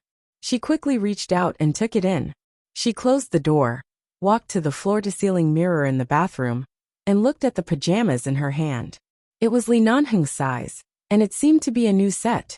As the weather had turned cold, this pajamas was a autumn and winter style. It was a little thick and fluffy, very loose and large. She hesitated for a moment. Right now there was really nothing to wear, so she simply put it on. Although the clothes were very large, and the sleeves and trouser legs were so long that they needed to be rolled up several times, fortunately, the clothes were a little thick and very loose. As long as one didn't deliberately pay attention to her chest, it was impossible to see what was going on inside. Originally, Feng Ling was still hesitating about what to do because her chest cloth was also wet. Was she going to wrap it around her body with it wet? Wasn't that waiting for eczema? Seeing that there was no big problem with the clothes, as long as she kept a suitable distance from Boss Li and didn't let his hand touch her through the clothes, it should be fine.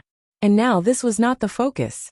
After Feng Ling put on the clothes, she wiped her hair until it was half dry, and then shook her soft ear-length short hair. She didn't need to comb it at all, and restored her usual clean and soft hairstyle. She put the clothes into the laundry rack, turned around and walked out. Outside the window, she saw that the sky was already bright. She didn't know what time it was, but looking at the sun outside, it should be at least 9 o'clock in the morning. Seeing Feng Ling coming out in his clothes, the home clothes that were a little loose on him were even more loose on her, and most of her shoulders and collarbone were exposed. However, because the clothes were relatively thick, the front material of the clothes would not show the outline of her body, and it was convenient for her to continue to cover up the truth that she was unwilling to tell others. Then he caught a glimpse of the girl who had just come out of the shower and looked around because she didn't know where she was, looking a little confused and at a loss. Li Nanheng sat on the sofa, holding an unlit cigarette in his hand.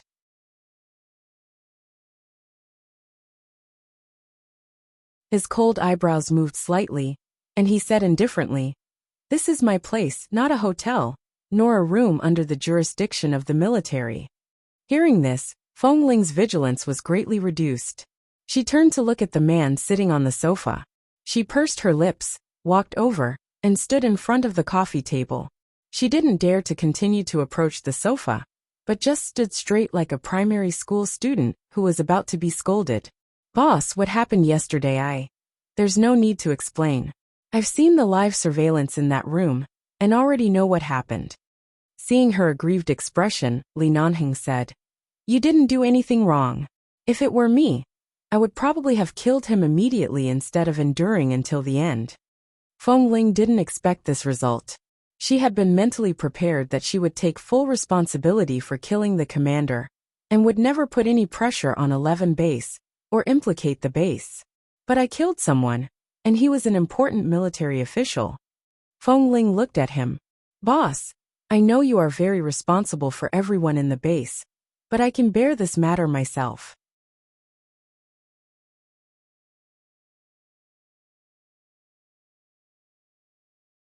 Chapter 931. What can you bear? Bear the commander's life, or bear the military's torture? Or hand you over to the police station, and be sentenced to 10 or 20 years? No matter what, it's not right to kill the commander of the military. After all, they are not the terrorists we usually kill. They can't be treated as the same, so I can accept any punishment." Li Nanheng sneered. "Then who will bear the innocence of the members of 11 base? Who will bear the dignity of 11 base? That fatty who died in your hands?" Hearing the word innocent, Feng Ling's eyes moved slightly. She raised her eyes to look at him. "Boss, if I had endured for a few more minutes yesterday, things might not have turned out like this. I'm really sorry. There's nothing to be sorry about." Li Nanheng threw the silver lighter and unlit cigarette in his hand on the coffee table, and said coldly, "If you delay for a few more minutes, you and Kay will be killed by his gun.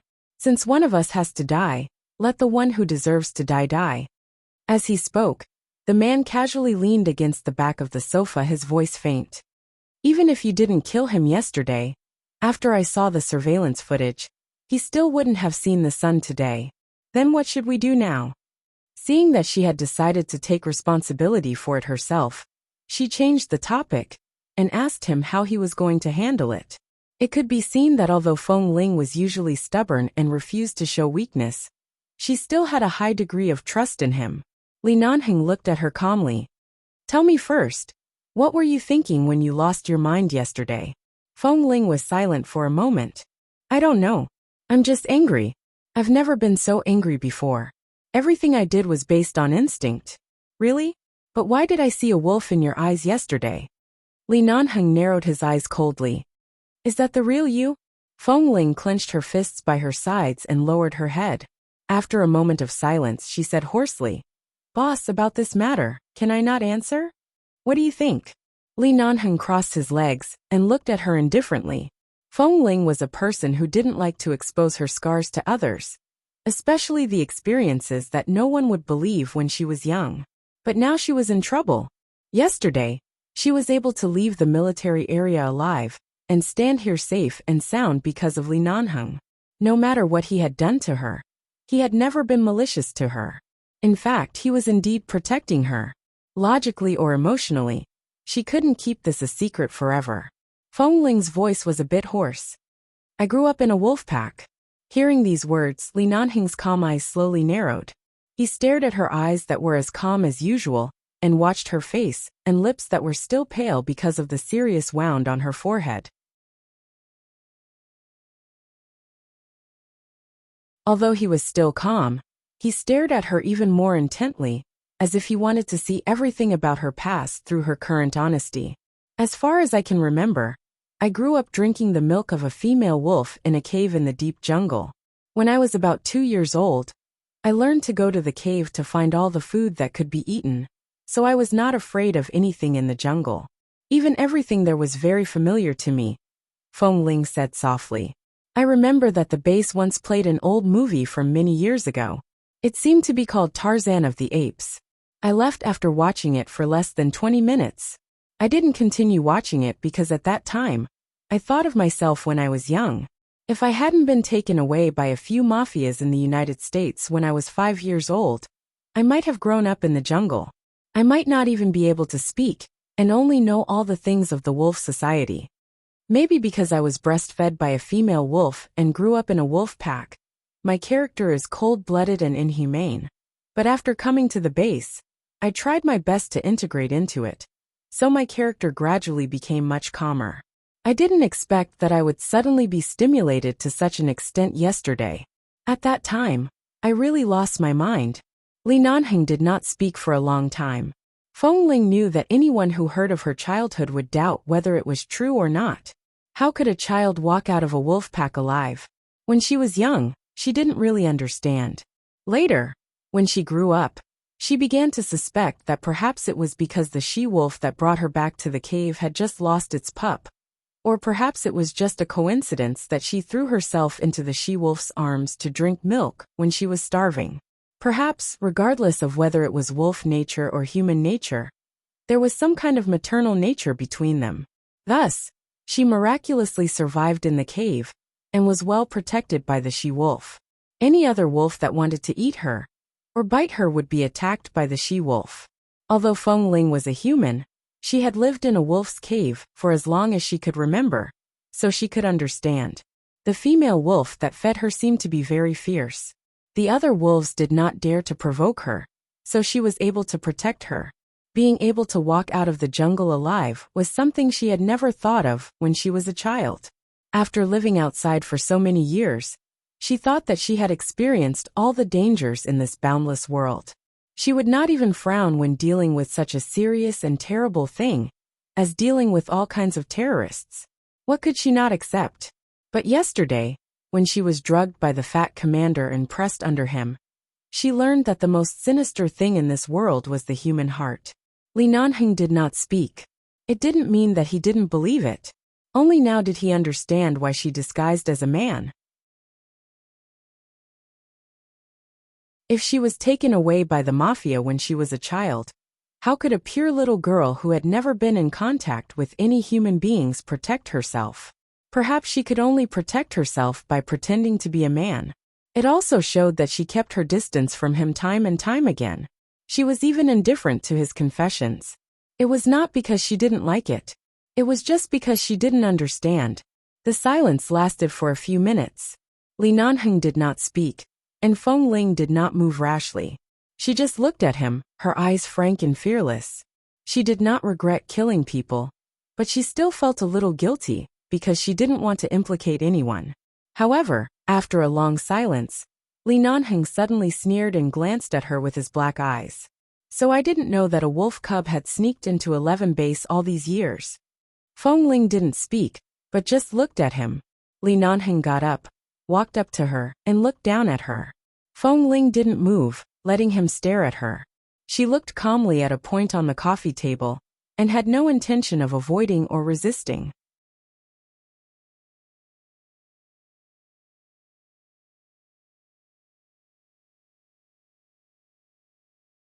Chapter 932. Seeing her obediently not resisting, Li Nanheng looked at her coldly, and finally stood by her side, leaned down, and leaned close to her ear. When she was so close to him that her hair stood on end, he said lightly, "Wolves are born loyal. Feng Ling, do you think you are loyal to 11 base?" Feng Ling resisted the urge to avoid him, because of the distance between them.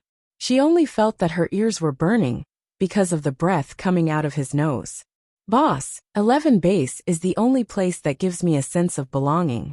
A sense of belonging is equivalent to a home. No one will be disloyal to their home," Feng Ling answered truthfully. The man's low voice was still in her ear, and he didn't seem to have any intention of retreating. Instead, he leaned closer, and his lips almost brushed against her ear. "So, 11 base will not let any loyal member be wronged or humiliated. You don't have to think about this matter anymore. I'll deal with it. Just rest well, and don't leave any sequelae of a concussion, okay? The last word was slightly hoarse. When Feng Ling heard it, she felt the blood in her body churning. The base can keep a loyal soldier, but we definitely won't keep a piece of trash who gives us headaches. So calm down and recuperate. Don't let your imagination run wild. Feng Ling responded softly. The man glanced at her loose clothes again. Even though he knew that she wasn't wearing anything inside, not even a cloth wrapping around her chest, he still asked casually, "Are your clothes comfortable?" He was not injured, nor had he just been drugged last night, but she didn't understand why his voice seemed to be covered with a layer of hoarseness when he said this. She immediately moved aside. "It's very comfortable. Thank you, boss. If it's convenient, I can ask Kay to send my suitcase here." She wanted the suitcase for the sake of those pieces of cloth that would get in the way. Li Nanheng didn't expose her but said indifferently, "Okay, let's recover first. I'll inform Kay later." Then Li Nanheng's phone rang. He asked Feng Ling to go back to the bedroom to rest. Feng Ling turned into the bedroom and closed the door. When she sat on the bed, she looked back at the dark blue bedsheets and quilt behind her, and recalled the decoration pattern of the entire apartment when she was looking at this place. In the beginning, she had thought that this was a hotel, but now she knew very well that this was Li Nanheng's residence. Not the residence in the base, nor the Li family, but a place that only belonged to him. The entire apartment was a simple, low-key, and tough male makeup artist. Every place was just right, and every decoration was made the best use of everything. There was nothing cumbersome about it. The bed beneath her was soft and comfortable.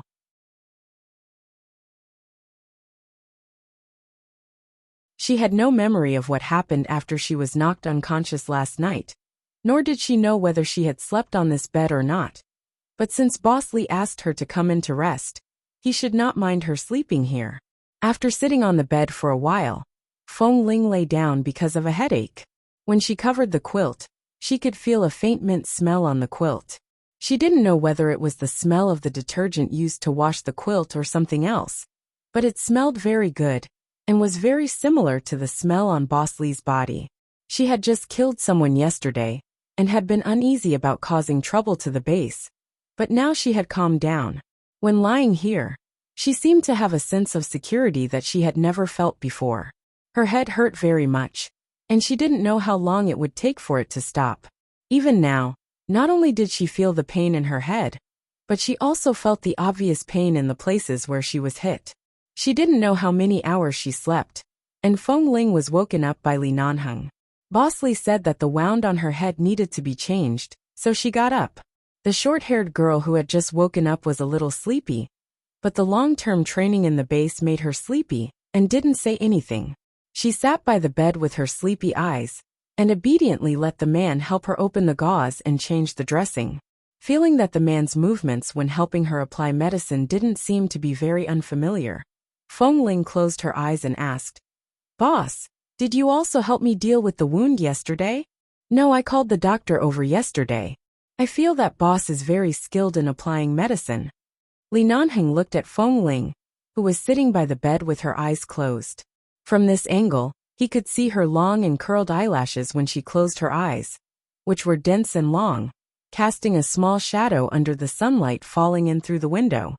There is a saying that if you are sick for a long time, you will become a doctor.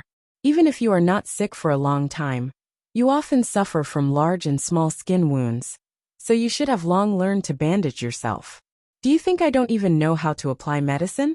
The man said as he put the clean new gauze left by Qin's sighting yesterday, and covered the wound on her forehead that had been applied with medicine. Sometimes he seemed to be a particularly unreasonable man, but at this moment, his movements were so gentle that she didn't feel any pain. Perhaps because this atmosphere was not the same as the usual serious atmosphere in the base. Feng Ling rarely smiled, but only for a moment, and then stopped smiling. After all, she had just caused trouble yesterday, and now she didn't have the courage to smile. Her eyes were closed, and all the expressions on her face were naturally seen by Li Nanheng.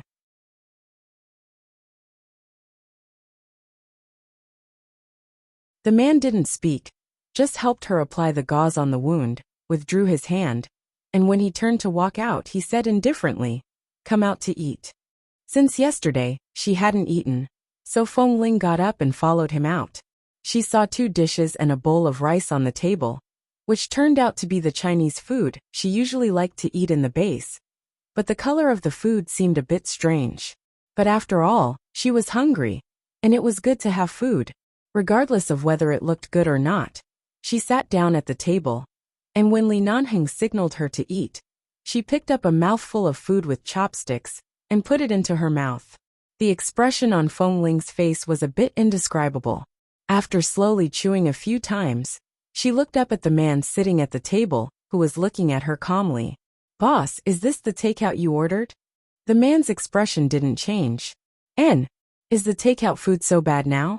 Hearing it was takeout, Feng Ling dared to make a bold comment. Li Nanheng's expression faltered, and he asked with a self-doubting expression, "Is it bad?" Seeing his expression, Feng Ling's eyes were a bit surprised. "Boss, did you cook this yourself?" Li Nanheng's face darkened. No. Only now did she notice that there seemed to be some residual smell of cooking on the man. Did she say something wrong just now? Feng Ling hurriedly picked up another piece with a strong desire to survive, and put it into her mouth. In fact, it's quite delicious. You're tuning in to the Li Mei's Wuxia Whispers YouTube channel.